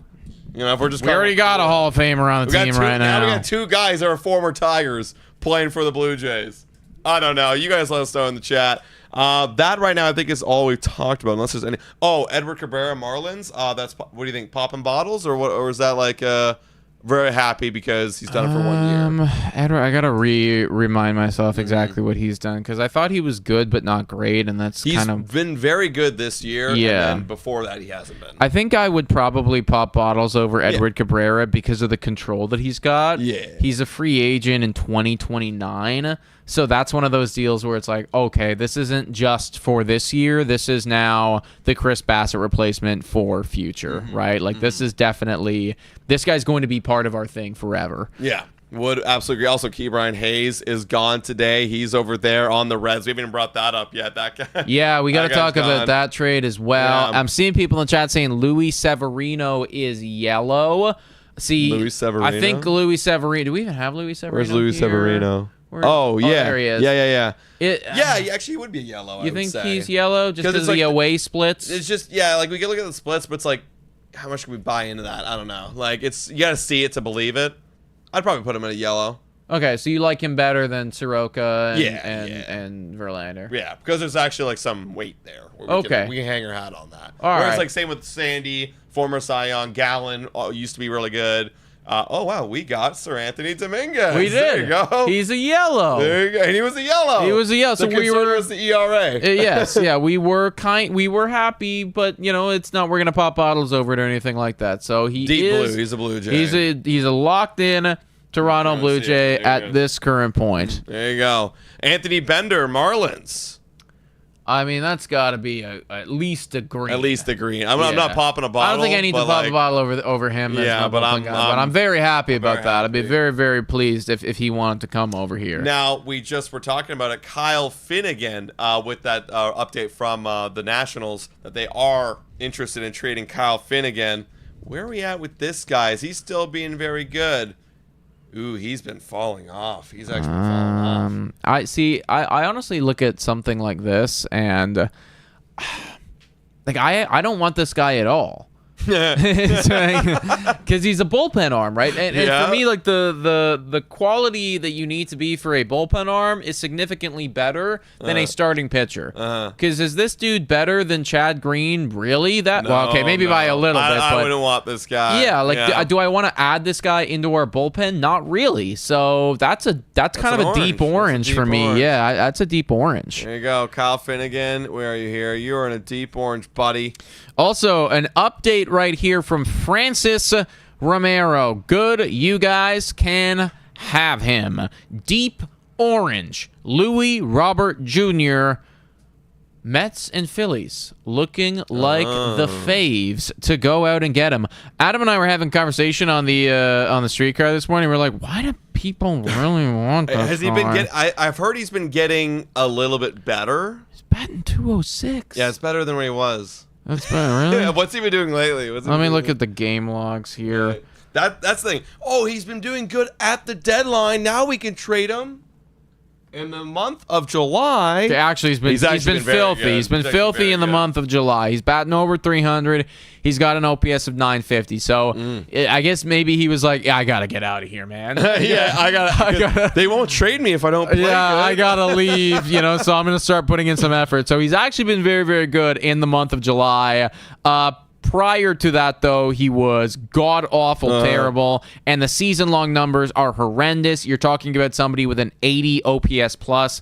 I suppose if you are a team where you're truly believing that you can extract what he used to be, because he used to be a great player, if you can get that out of him, and if you think you can fix his swing and you can get him where he once was, sure, go for it. How much control does he have? 2 months. That's it? That's it. Okay. That's it. So it's not even like it's a project for next year. I know. You gotta have him right now. That's the thing. Like, that's honestly why I'm not interested in him, because I don't want to take that risk. I guess if you're like a really, really good, like if you're like the Phillies and your lineup's like already like pretty stacked, maybe you can just have him chill on the bench, and if he figures it out, it's like a huge addition, but it's not gonna kill you, because I don't think you're gonna have to give up crazy amounts to get him. No, probably not. But yeah, because he's only 2 months control. He's so unproven. But I wonder too, because you also have the White Sox come out and say, like, if we're not getting like at least someone's like top 100, then we're not trading. Yeah, but that's what they're gonna say. Yeah. Like, it doesn't mean that that's what's gonna happen. Because obviously, but like I'd be like, dude, like, what? So you land on someone's like top 5 prospect that's not in the top 10 prospect? Like, yeah, come on, let's get realistic. There's no way that anybody would be trading somebody like an Arjun Damala caliber for Louis Ross. Like two months of Louis Ross. No, not for 2 months. I mean, like, that's honestly, that's got to be for Eugenio Suarez if you're going to give up somebody like that at this current juncture. Also, John Cooper in here was saying, Sandy is a pitcher I'd go for. Cease is someone you take a shot at in the offseason. That's not a bad idea. Also, we did have an update on Sandy, I believe, somewhere in here. Sandy's been getting better as of late. And his trade market, I don't think we have it up there, but his trade market I saw from one of the insiders has been heating up as the days have gone on, because people weren't really sure like whether or not he was or was not going to get moved. And that's just simply because of the performance this season. Honestly, Sandy's in a very similar boat as Louis is. However, the difference with Sandy and what makes him more valuable is that you have that additional year of control. So you can turn this into a bit of a project. And also, Sandy's ceiling is even higher than Louis. Like Louis, he won a Cy Young. He was the best pitcher in the National League for 1 year. So his ceiling is as high as anyone. It's just like, do you believe that you can actively get that out? And in the last 2 games, he has actually been very, very good. Yeah, honestly, and that's why it's a yellow for me in our kind of board, the Blue Jay Big Board, because yeah, like this year, he might give you some depth. He might lose you some games. It's probably going to be a rocky road. But at least next year, that's not a bad option. You go in the offseason, you work some things out. You got the kinks out. I'm feeling good about it next year. You're feeling pretty good because you got the kinks out after your Tommy John season, and now you can come back in and feel very solid. Also, too, I mean, the last 2 outings here, seeing this is actually like kind of instills me with a bit of confidence, because that means that, and I'm throwing this number out of my ass, don't take this as fact, but that means that there's a 10% chance, should he come over to your team, that you actually just win. Because if he can go back, like imagine if you added Cy Young, Sandy Alcantara to the Toronto Blue Jays right now, and he just started pitching like he did back in 2022. Well, you win. I mean, that is we're going to the World Series. That's the gamble, and that's why that's another reason why it's yellow, because like he has that ability. Yeah. But at the worst case scenario, okay, we're still in the same situation, but now we add some more innings and a 6-man. And then Alec Manoah can come up and maybe he can do something, and we're just trying to get to the postseason, which obviously isn't the all-in move. But again, looking at the trade market, is there really a ace guy? Like, I know you brought up Merrill Kelly, but like, I'm talking about like ace. I'm talking about the top 5 in baseball type of pitcher. There isn't really that guy right now. The only one, Merrill Kelly's the closest who's been doing it effectively all season long. But should he return to form, the ceiling of that makes it so enticing, and you got to keep in mind when you're trading for him that there's a 90% chance that doesn't happen. And then he's just kind of a guy in your rotation filling a spot, and you got to be okay with that. But the 10% chance that it actually does work out, and Pete Walker magically fixes him. That rotation of Sandy Alcantara being Sandy, followed by Kevin Gausman, who in the last month and a bit has really looked good, followed by Eric Lauer, who's one of the biggest breakouts of the year, and then it's Jose and Bassett and Scherzer, the names are there. Yeah, it's like definitely whoa, now we are talking. Yeah, and that's the thing, and you gotta hope that the offense continues to be well, and no one gets any serious injuries, and you can win ball games based off that and the elite bullpen that you're about to acquire this deadline. That's the number one thing, right? If we get 2 more bullpen arms and an elite closer, we're locking it in right now, folks. We're going to have a good chance to go deep in the playoffs. Now, one more thing I want to bring up, because now we're on that kind of topic of like starting pitchers who are in that yellow category for us, which is like we'd like it, but there's some question marks. We got one other guy, Dylan Cease. John Morosi said, heard tonight if Padres trade a prominent pitcher like Cease or Robert Suarez, the reference is to acquire an MLB left fielder, Nathan Lucas, or a catcher in return as opposed to prospects. So they're looking for a left fielder. Then I look over to the Blue Jays, right? An MLB left fielder. So that is Nathan Lucas, Joey Loperfido. I guess you can make an argument for Davis Schneider.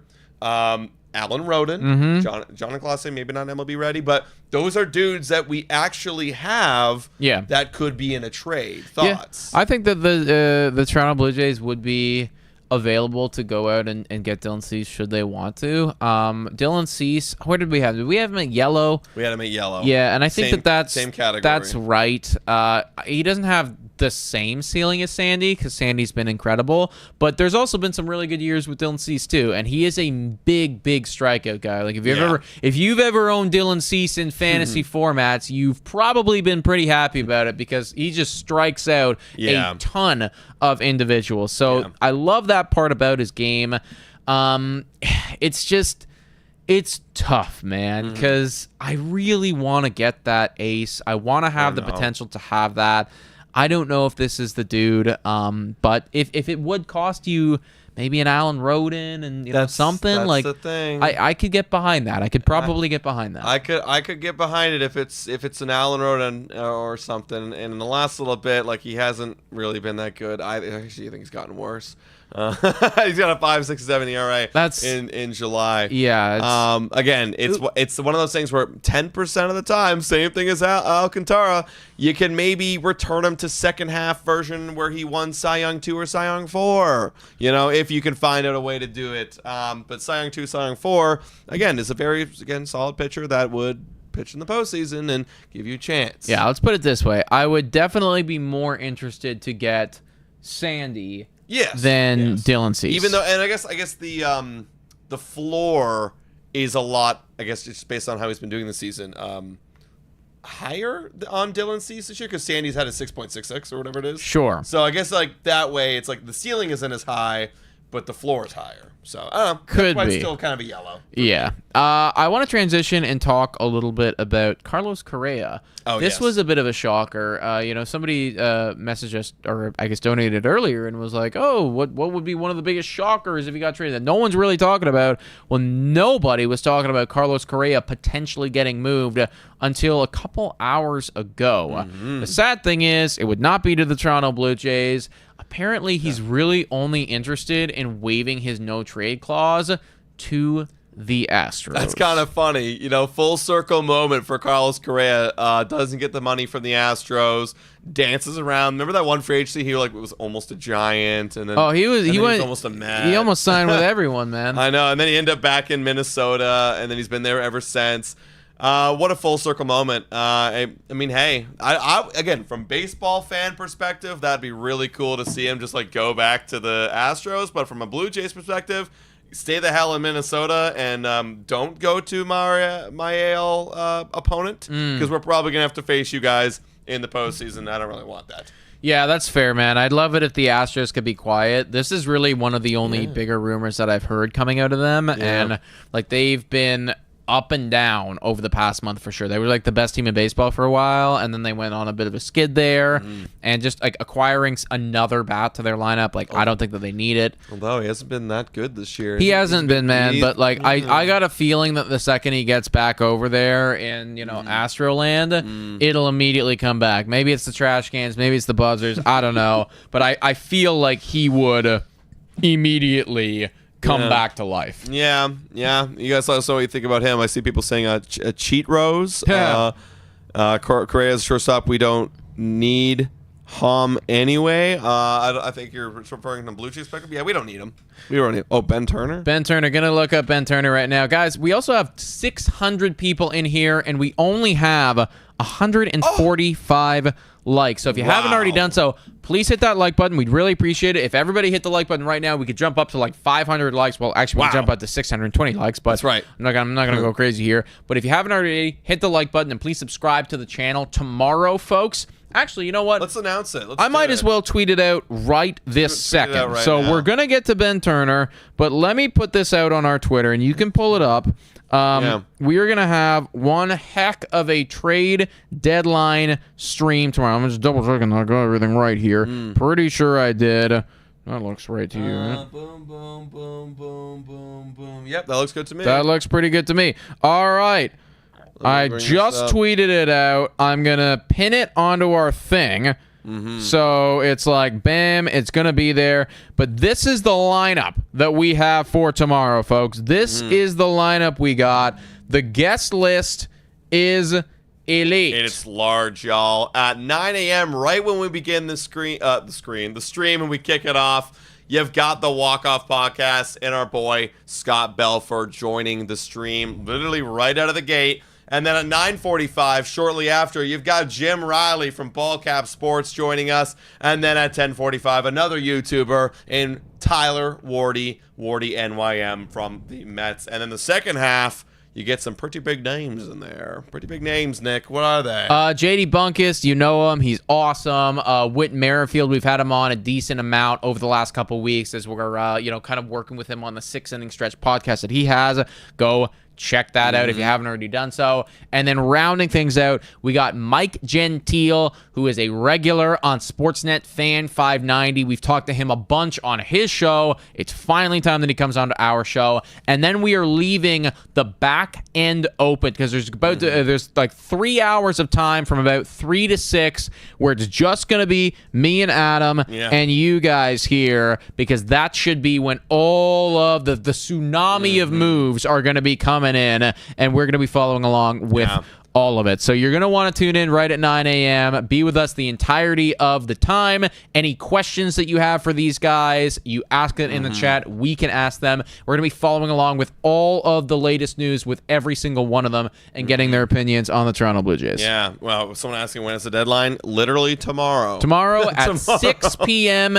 evening. 6 p.m. Eastern Standard Time. Now, I do see Ben Turner, so let's go over there right now. Ben Turner here says, passing on Blair and Barker. Thank you, Ben, for listening to Blair and Barker, because obviously we cannot right now. Says, I think Jays get one more starter and one more reliever. Is the starter a guy with more ceiling like Shane Bieber, or is it someone like Adrian Hauser? That's literally a question. Yeah. He doesn't actually answer it, but I'm in the same boat. I would say the same thing. I believe the Blue Jays are going to get a starter, and they're going to get one more reliever at minimum. And if they don't leave the deadline with at least those, it would be very upsetting. It would actually be probably a failure. Who would say. We haven't talked about, we haven't really, I mean, we kind of brought him up, but Shane Bieber, I'm surprised that he linked that to the Toronto Blue Jays. Like, the guy is on the 60-day IL. Do we know when he's coming back, team? Do we know when it's got to be soon. Because he's a free agent in 2026, so I just worry that, like, well, we haven't seen him pitch in effectively a year and a bit. Yeah. And, like, what you don't know what you're trading for. Yeah. Yeah, so I don't know. Like, how can you even evaluate him, from a return standpoint when you're making a trade? Yeah, I would take Hauser over Bieber in a heartbeat. That's what Gigi's saying. I would do that too, man. I'm doing that. I wouldn't. I'm not banking on Bieber coming off the IL. No, thank you. Did he get Tommy John too? He's been gone since the beginning of 2024. Yeah, I think it was a serious injury. Yeah, he must have been got Tommy John. And don't get me wrong, like when he's good, he's good. The guy also won Cy Young. Granted, it was in 2020, but in previous years he'd been very, very good, and then years following that he was very, very good. But then he got seriously injured, and he hasn't pitched since 2024 in MLB. So if I'm the Toronto Blue Jays right now, it's interesting, but that's somebody that I'd want to go and maybe target in the offseason. Mm-hmm. We want to win right now. Mm-hmm. Now, our buddy Jim Riley brought up Adrian Hauser, and I think that this is a pretty good shout. He's effectively the Eric Lauer of the Chicago White Sox. Which I'm cool with. I like Eric Lauer, right? Adrian Hauser, he's pitched 68.2 innings. 2.10 ERA, whip of 1.223. You know what they say? If you can't beat him, join him, because he's beat us up all season long. He's handled us, Yeah, I'm okay with it. And I think the Blue Jays, you got to play your best guys. I know Adrian Hauser isn't the Jose Barrioses of the Kevin Gosmans, the Chris Bassets of the world. I mean, how Chris Bassett and Jose Barrios getting beat up all day long. You don't see Eric Lauer and Adrian Hauser getting beat up all day long. Mm-hmm. So for me, I would do it. Again, it's depth. I need depth in this rotation. That's the most important thing right now, going into the postseason. Keep these old arms healthy, and then maybe they can get a little bit better and some momentum going into October. Yeah, I'm with you, man. And I do think that Hauser is got a bit of a ceiling. And I like how Jim put it. It's out of the second tier of pitchers, he's probably close to the top. Because I don't want to go so far to say that he's at the top tier. He's one of the best. I'd still much rather have Merrill Kelly. Still much rather have a couple other guys because they've pitched more than double the innings that Hauser has. And I could actually rely on them to start in a game one. And I don't think that I could for Adrian Hauser, excuse me. But it would still be a nice pickup nonetheless. I'd still like it. Yeah, I'm fully with it. So please, we thought he was almost traded today, and then Robert Murray messed up. Did anyone else see that? Yes. That was pretty hilarious. I was because Nick just posted a clip of that Jim Riley thing on Instagram. I was like, are you kidding me, man? I posted it, and then 3 minutes later, Robert Murray's like, Yankees traded for him. Yeah. And then it turned out that it wasn't him. It was Austin Slater. Yeah. So I don't think we have too many more things that are possibly on the go. We do have this one thing right here by John Morosi saying Yankees remaining engaged with the Marlins and D-backs and possible rotation. So just be aware, the Yankees are in the market too. We got to beat the Yankees. Hopefully we get a better guy than them, right? They could be going get Zach Gallen and Merrill Kelly's of the world. They could be getting the Sandy Alcantaras and Edward Cabarrus. I'd probably want to get the Merrill Kelly though. Merrill Kelly's number one, man. That is a popping bottle affair. Do we have him in the blue? We gotta have him in the blue, right? We should have him in the blue for sure. He's a pop bottle, undeniably. And I would hate it to see him in a Yankees uniform. I see John Heyman tweeting something out right now. Are we getting closer to a Duran deal potentially? Potentially. He says that they remain heavily in the mix. The Mariners are remaining heavily in the mix for star closer Johan Duran. Phillies and others have been trying to. Joel Sherman mentioned M's making a move on Duran. So there you go. Kind of the same update, but also throwing in a little Phillies into the mix. Yeah. Blue Jays. Hey, I'm going to say it right now, guys. Don't get your hopes up. We're not getting Johan Duran. Yeah, we literally haven't seen one. We're hearing that the Blue Jays like the closers and they want to be in on a closer, but not once have I heard anyone go Duran, Blue Jays. Not a single one. It's just straight up we can't afford him.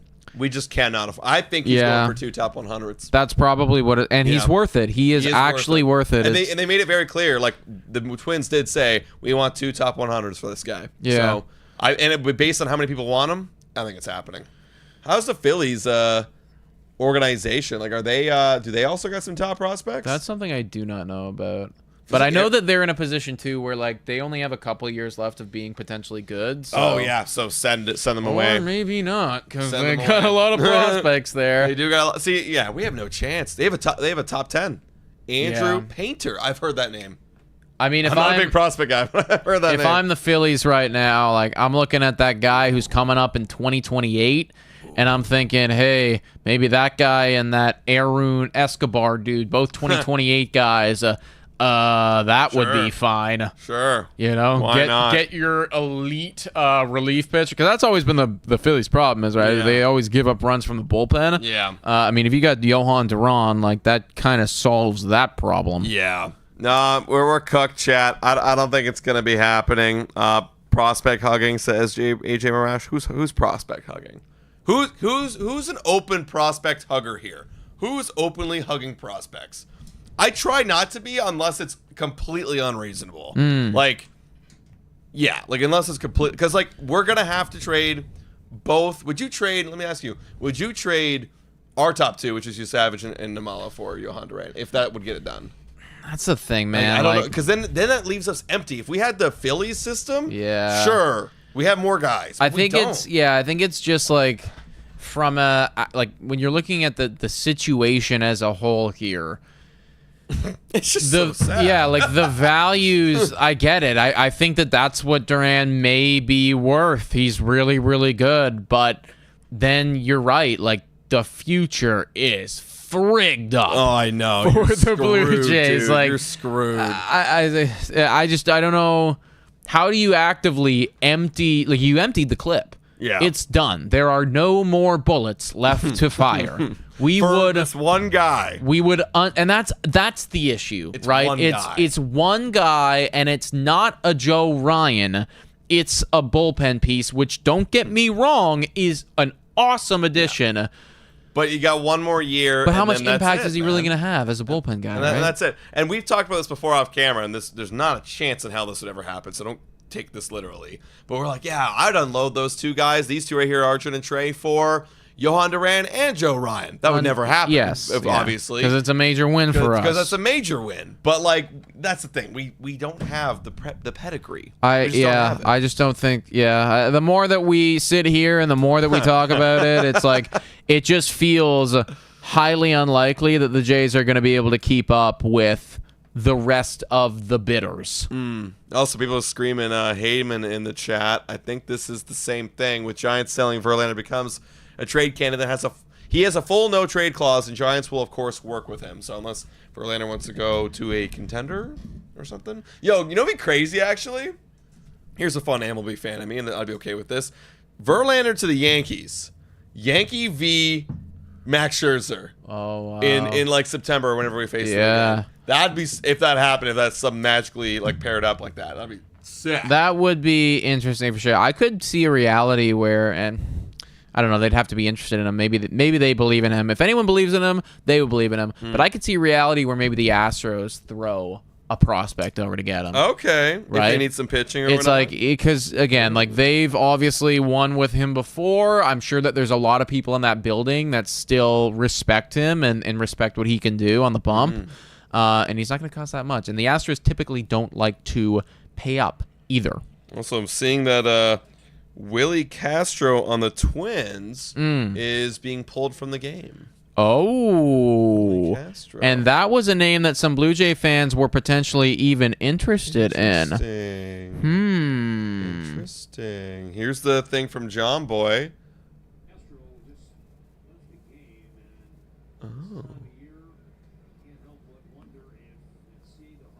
Oh, he's getting pats on the backs and such. Okay, Willie Castro. Interesting. Oh, are they trolling us though? You better not be Imagine if they did trolling it us. again. Like, if that was fake, sister. Are they actually Can't be. like? How would you know that it's fake? How would you know?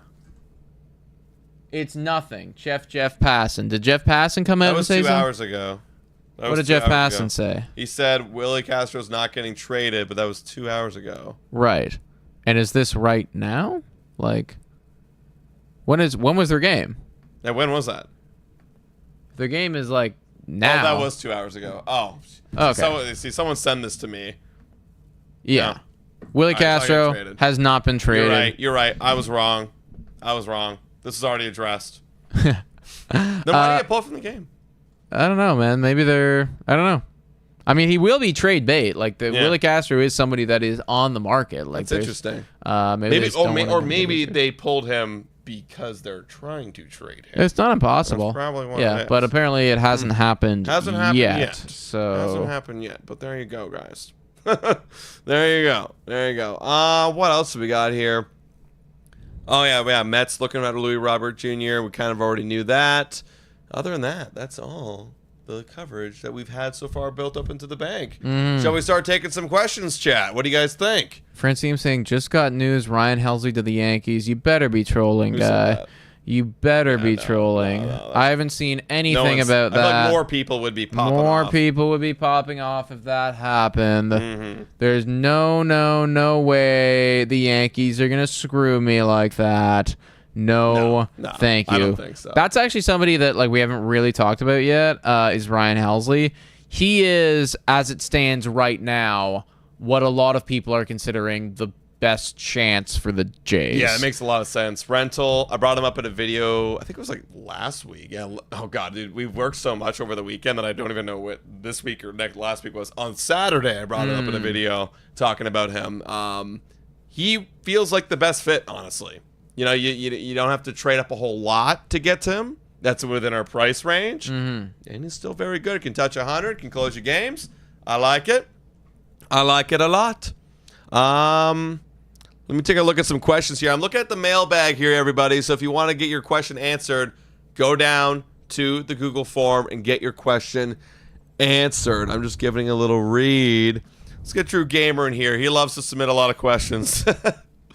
And they're lengthy, too. This one's not as lengthy, so we can fit it on the screen. So shout out to True Gamer. He's got some scouting reports here. Ooh. A scouting report. Let's see. Kenji Rojas, which is our prospect, just got the aggressive promotion to Buffalo. As someone that knows a lot about prospects, that basically means he's not getting traded. Teams do not promote top prospects to trade him 2 days later. Also, before anyone asks, promoting him has nothing to do with raising his value. That's not how it works. With Rojas seemingly no longer going to be traded, what top prospects do you think will realistically get traded? Good question. Any single one. Literally any single one is on the board. Literally any single one for me. I know it's a cop-out answer, but it's true.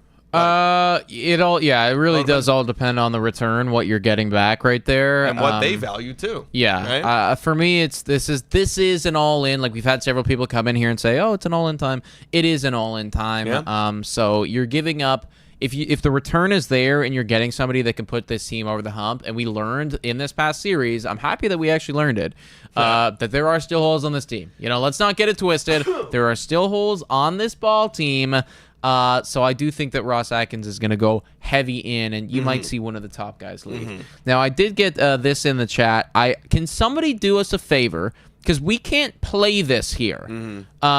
But I want to know what Jeff Passan says. Okay, we can play it. I can get the audio up. I think I can get the audio out. Let me just make sure, y'all, that I got the audio working. There we go. Okay, everybody, we're about to play a clip right here from Sportsnet 590 The Fan. Jeff Passan in this clip shares what the Blue Jays are looking for in a position player at the deadline, and apparently he brings up the fact that Loa Perfido, Wagner, and Dave Schneider are all available. Let's get it. Here we Jeff, go. do you think they need a bat, the Jays? I think everyone needs a bat, Kevin. A big one, a small one? I mean, off the bench? I'm being a little. I know I'm being a little flippant saying that, but I think any chance you have to add is a good thing. But when I look at the Jays right now, do I think that there's a clear need at any position?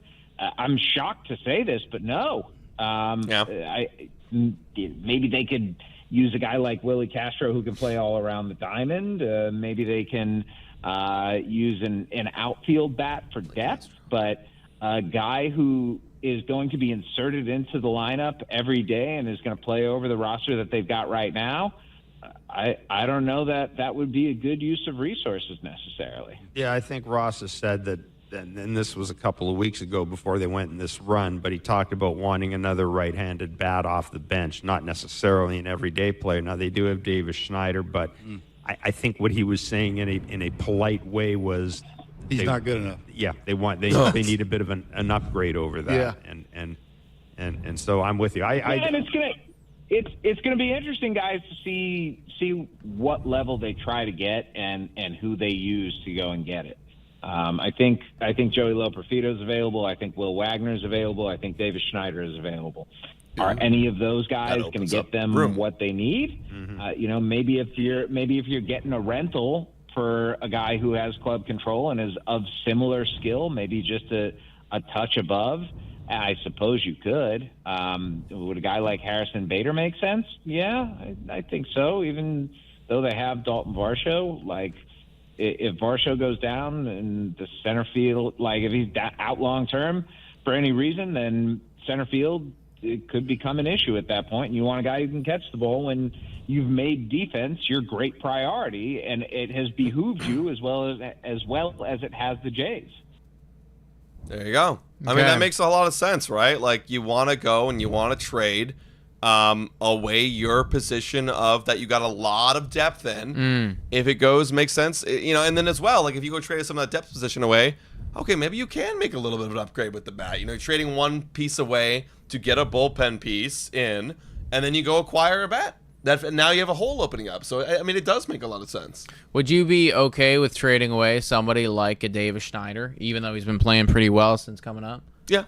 I mean, if it's an upgrade, right? Like, I mean, Davis Schneider's been hot. It's been awesome to see. Love the guy. But if you got a proven commodity coming in, especially maybe with some control, yeah. Taylor Ward. I don't know how much control he's got, but if they were willing to sell him, yeah, absolutely. Yeah, absolutely, I would.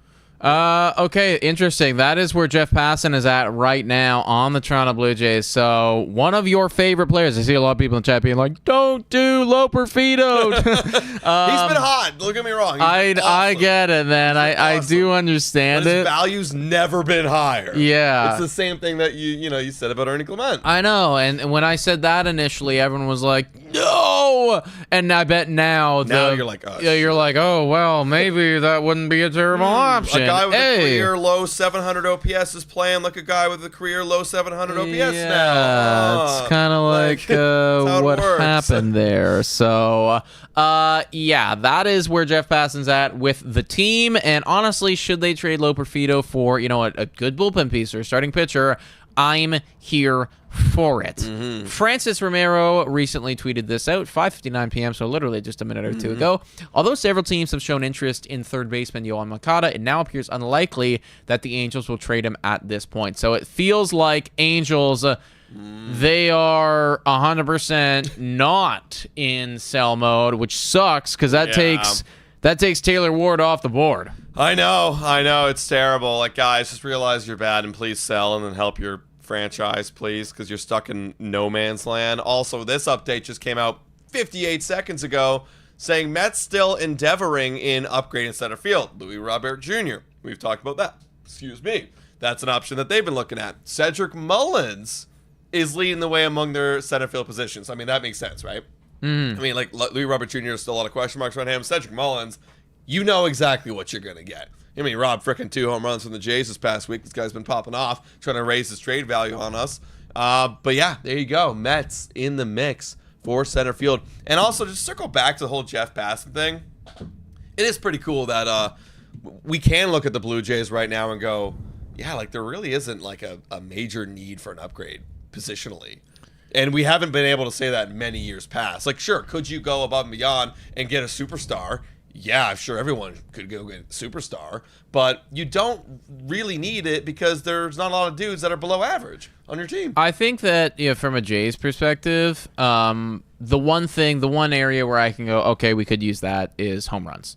Like getting an actual home run hitter would be nice, and that is why Taylor Ward is appealing to me because we are, or at least we were prior to this Baltimore series. I don't know if things have changed, but we were number one in batting average and on base percentage.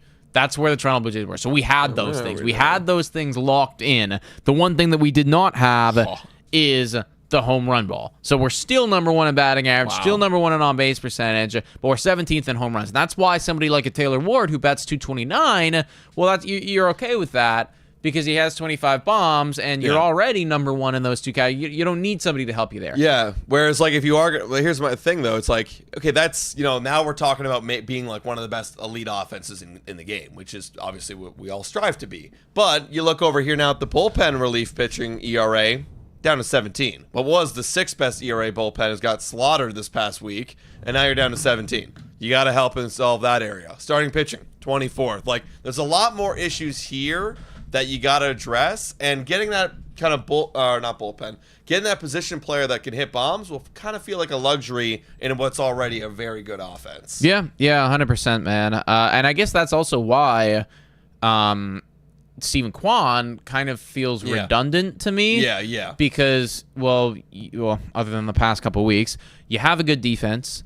You also have great average. You also have great on base. Yeah, and what are the 3 things that Stephen Kwan is like the best? Like, if you built out his player profile, it's contact, getting on base, defense. Sounds like Ross Atkins right there. Which does sound like Ross Atkins, right? And that's probably why they're in on him. That's exactly why, right? Because they like those things. Again, like it's a weird trade that you wouldn't expect, but we would definitely welcome it if it happened. And of course, if you went and solved the starting pitching problem and the relief pitching problem, and that's what we'd get. Yeah, we ultimately still need a starter, and we still need a bullpen piece. And then it's like, okay, you get those 2 things. All right, now we can screw around and maybe go out and get a Stephen Kwan. I just peeped on your computer because someone was talking about this player right here. I've seen this name get tossed around a hell of a lot. Speaking of like controllable starters that are very good, that would help the team in the future, and blah, blah, blah, blah, blah, this name has been tossed around a hell of a lot. Mackenzie Gore on the Washington Nationals. They're already selling the Nationals. We've already seen it happen earlier today to the Angels. Do they sell Mackenzie Gore, who's got control with a 3.52 ERA and a 1.275 WHIP? I haven't really seen too much about him. If someone knows something, link it to us. But obviously, this would be just crazy. You're getting a 26-year-old who's got control, and he's been very good, and would grow up and become hopefully even better. I don't see the Nationals trading him. I'd love it if they do, and this would definitely be somebody that, keeping in mind, this is Arjun, this is Savage, this is stuff. Oh, for sure. This is both of them gone. This is stuff. Both of them are gone. Because of the years of control that he's got and the ceiling that he could have and the potential. And he's a lefty, which would be great for the Toronto Blue Jays. I just don't know if you're going to be able to pry him off the Nationals. And I think for that reason alone, it's like, okay, you're going to have to offer up even more than you want to, which is just inevitably going to suck if you're the Toronto Blue Jays. If they are actually taking calls on him, cook, Ross, because this would be somebody where, again, circling back to, well, there's always somebody that gets traded that we didn't expect. Exactly, right. This is that guy for me, and I would be over the moon thrilled. Now you have a replacement for Chris Bassett in the following year, and just another thing that you don't have to worry about. So yeah, I mean, he's got a lot of strikeouts, that's for sure. My goodness, strikes out 11 per 9. That's very good. But that's dreaming right there. We'll see. You never know what could happen at the MLB trade deadline. We've got 624 people in here right now, just chilling, enjoying your Wednesday evenings. Again, guys, we're going to be live all day tomorrow from 9 a.m. to 6:30 p.m. Eastern Standard Time. Chilling, bringing in a bunch of guests that we brought up. We have 6 guests lined up, and it should be super, super exciting. Yeah, I'm scrolling on Twitter right now as we speak, and it does feel like as of right now, there's not a whole lot more coming. It seems like we're waiting on that Duran trade. Feels like the Duran trade is again, I keep going back to like the catalyst or the first domino, but he's the bullpen piece that is going to get all of the other bullpen pieces up and moving. Especially when I really do think Bednar is the domino after Duran. Like, what's the price going to be for him? Because, you got one more year of control, both of them, and they're both closers. Obviously, one's better than the other, but you can kind of base it off of that, right? Let's go to the mailbox right here. I'm trying to see if there's a question in here that people would like. Oh, this is interesting. We just faced them. Why not? Let's bring it up right here. This guy is someone that we actually have not talked about at all, but he will be a trade candidate. It's the guy we just faced, Roman Laureano, over there on the Baltimore Orioles. This one comes in from CMDR Brantford saying, how about Roman Laureano from the O's? Some chatter about him for the Jays. Really, is there? I haven't seen any, but show me if there is. And he looked good against us in this series. What are we thinking here? Pulling up his stats right now as we speak. Yes, please. Oh yeah, as a rental bat. He's a rental bat, right? Yeah, he's a rental bat. Yeah. Like I'm actually kind of surprised that we haven't heard more about this guy now that I'm looking at it, because he's been awesome. He's literally been awesome for the Baltimore Orioles. He's played in 81 games, so it's clear that he was injured for a short period of time. But he's 30 years old. He's got an 887 OPS. When you look at his Baseball Savant page, everything is pretty great. He's a rental bat, so if you're Baltimore and you're committed to the sell, this is right up there with Ryan O'Hearn. Like this is the same thing for me, you know. And yeah, we want a righty bat. He's a righty bat. Of course. Am I tripping? Like, does he have options? Money or some Dude shit? says he has a cheap player option for 2026. So maybe that's why he's not being talked about. Because maybe if it's you a player are option though. It's a play. If it's a player option, then check it out. What it is? Yeah, okay. Because that would change a lot. The Canadian Tyler O'Neill, probably not getting traded. Let's see. He's got a club option. See, that's why. There you go. That's why. Valuable for $6.5 million. Yep. Oh, that's so valuable. Yeah, that's why. He's not. If I was Baltimore, I wouldn't trade him because, again, Baltimore's hoping that they can be competitive next year. They're in one of those. They're kind of in a Toronto Blue Jays situation from last year where, like, walking in, they thought they had a good team, and then, we just got off to a horrendous start. It's not looking good. But they still think that they can be competitive next season. If I'm them, I wouldn't trade this guy away for, like, I need a ton. I need a lot coming back. Yeah, I would. Me too. Hey, good question there, CMDR Brantford. That's dope. It's interesting, though. I would take calls on him if I was the Baltimore Orioles, but I wouldn't trade him for nothing. Like, I'd need a lot back. You could really leverage that club option. You know, again, this is the best he's ever been. Yeah. He's never been this good. No, and effectively, that's going to get picked up. It's 2027. It's a really good bat that is on your team for an additional year. I don't even look at it like that's not even a club option. That's like $6.5 million. He's on your team. Right. No, that's awesome, man. I mean, hell, do it, Ross. Cook, like if you really can. This is a fun one. You know, sometimes I like to step out of the norm and get one of these questions because some people, it's more fun. Jay in here asking us to put our Ross Atkins caps on. Put it on. Put it on, Nick. Put the Ross Atkins cap on. Yeah, I do it regularly. The progress, it's been very good. The process has been awesome, and it's been great. Ross Atkins, put it on. Would you trade Addison Barcia for Jose Ramirez of the Guardians? I need to look at. Let's look at it. Yeah, let's look at it. I just need to look at the contract because, like, the answer from a pound for pound standpoint, yes, of course. But how long do you got this guy? Oh, for? yeah, I still do it. I still definitely do it. There's no denying it. I do it. Yeah, I do it. 100%. Yeah, like you could say, oh, he's getting older, blah blah blah. No, this guy's a proven dude. He's been doing. I'd do it. I love Addison Barcia. We've had him on the show. The guy's phenomenal. But Jose Ramirez has 56 WAR. Yeah, he's got 56 career WAR to his name. Like, he's got 4.5 so far this season. It's not. It's actually not even. It's just not close. It's not really close to me. I mean, look, Barcia's great. I think he'd be a great player. Yeah, he's not. He's no Jose Ramirez. Yeah. Dude, remember when we were stupid as all holy nails? Like when we were 31 stolen bases. When we were first starting this podcast, there was rumors about how the Toronto Blue Jays were in on Jose Ramirez and trading for him. And at the time, for whatever reason, I don't remember what our reasoning was, but we were like, we love Lourdes Gurriel Jr. I don't know. Yeah. I'm not sure about that.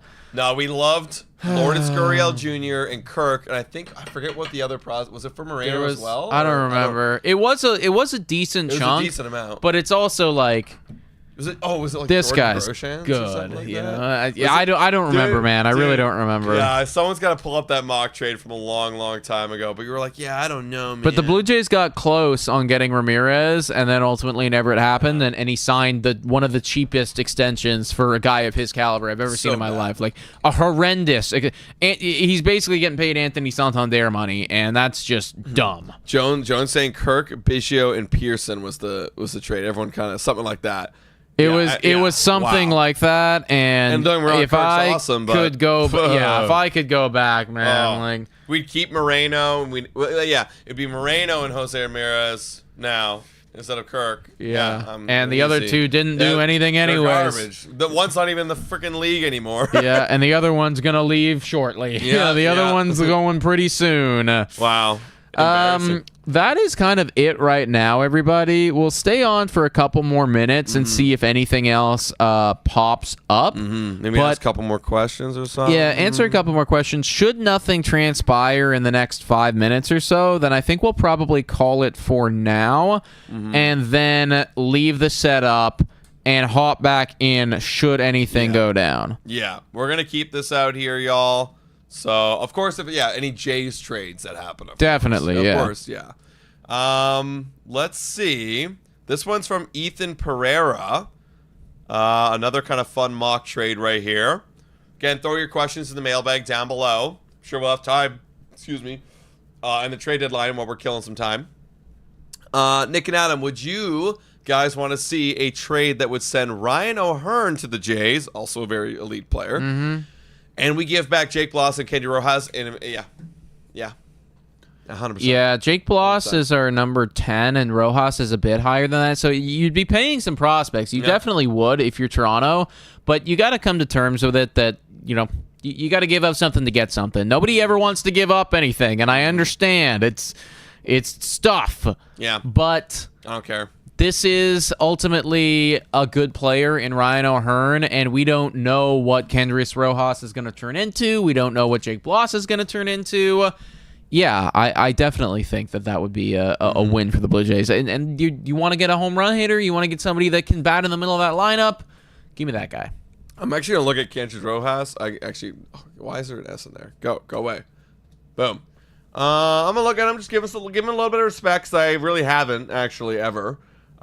He's been great in the minors. And I know that he does have good stuff. Like, people in here have been talking about his stuff, and that. But again, all prospects have good stuff. They wouldn't be top prospects if they didn't have good stuff. There's something that they do well that's brought them to this place. Yeah. I know that Ryan Hearn does stuff well because he's got 12 bombs, 830 OPS on the season. The guy's a good baseball player. He hits for high average. And it gets on base for a high clip. Fits right in with that on base and average scheme. That's the thing, right? So you could slot him in, and that would be pretty sick. So I'm cool with it. I would do that. Now, is there like a crushing need for it? No, of course. Like we said, like this is the exact same player type that we already have. We have a bunch of these guys, but it would help. Always will help, right? Also, it feels like other people are starting to warm up to the Robbie Ray reunion here. It's no big insiders, no nothing like that, but just like people on Twitter are talking about how that could Let's do it. could make sense, or from a Jay standpoint anyways. I just find it hard to believe that Buster Posey's going to be willing to do it because he is doing really well right now. High. Sorry? Sell high. Sell high. You could sell high. You definitely could sell high. Dump that cash, What would you be willing to pay for Robbie Ray, though? If we're willing to eat the cash, because that's a big strength of Rogers. I don't think he's gonna. I don't know if would he cost a top 100 prospect. I don't think He's playing really good. But if we ate the cash, I don't know if he would. Well, you'd obviously eat the cash. You're trading for him. Yeah, so, of course. So you're taking all the money away. Yeah. I don't know. I'm not sure. Yeah, that's a weird one. That's where it gets difficult because he is doing well, but he is getting paid a lot. But he's also got another year of control, which is good. But you got to pay for that year of control, so it's tough. I know Robbie Ray. We know Robbie Ray. Like, he could be good one year and then absolutely trash the next year and injured, right? So I'm taking that risk. I'm not gonna buy in that this is gonna be him next year too at that level. I don't know if I would trade a Savage and Amala for him, to be honest. Even though he's been phenomenal, I would be okay with like a Ricky or a Johnny. Anyone below that. I'm okay with. Yeah. What do you guys think in the chat? Let us know, everybody. We got 590 people in here. Mike Talkman right now. Mike Talkman. Oh, it's coming from the White Sox guy. Is this something White Sox related? Is this something? Am I about to find out White Sox news? Am I about to be forced into learning about the White Sox? Mark Feinstein says, don't be surprised if the Pirates find a new home for Taylor Rogers before the deadline hits. The sources say there could be a market for him. Imagine he goes back and it goes to New York, goes with his brother, reunion. Hello. That'd be fun. Good baseball story right there. Good baseball story. Are the Cardinals sellers? Yes, they are. Ryan Helsley is the guy that we're going for. He's the guy we're going for. He's the guy. I think my realistic prediction at one point was like, because it's changed so many times.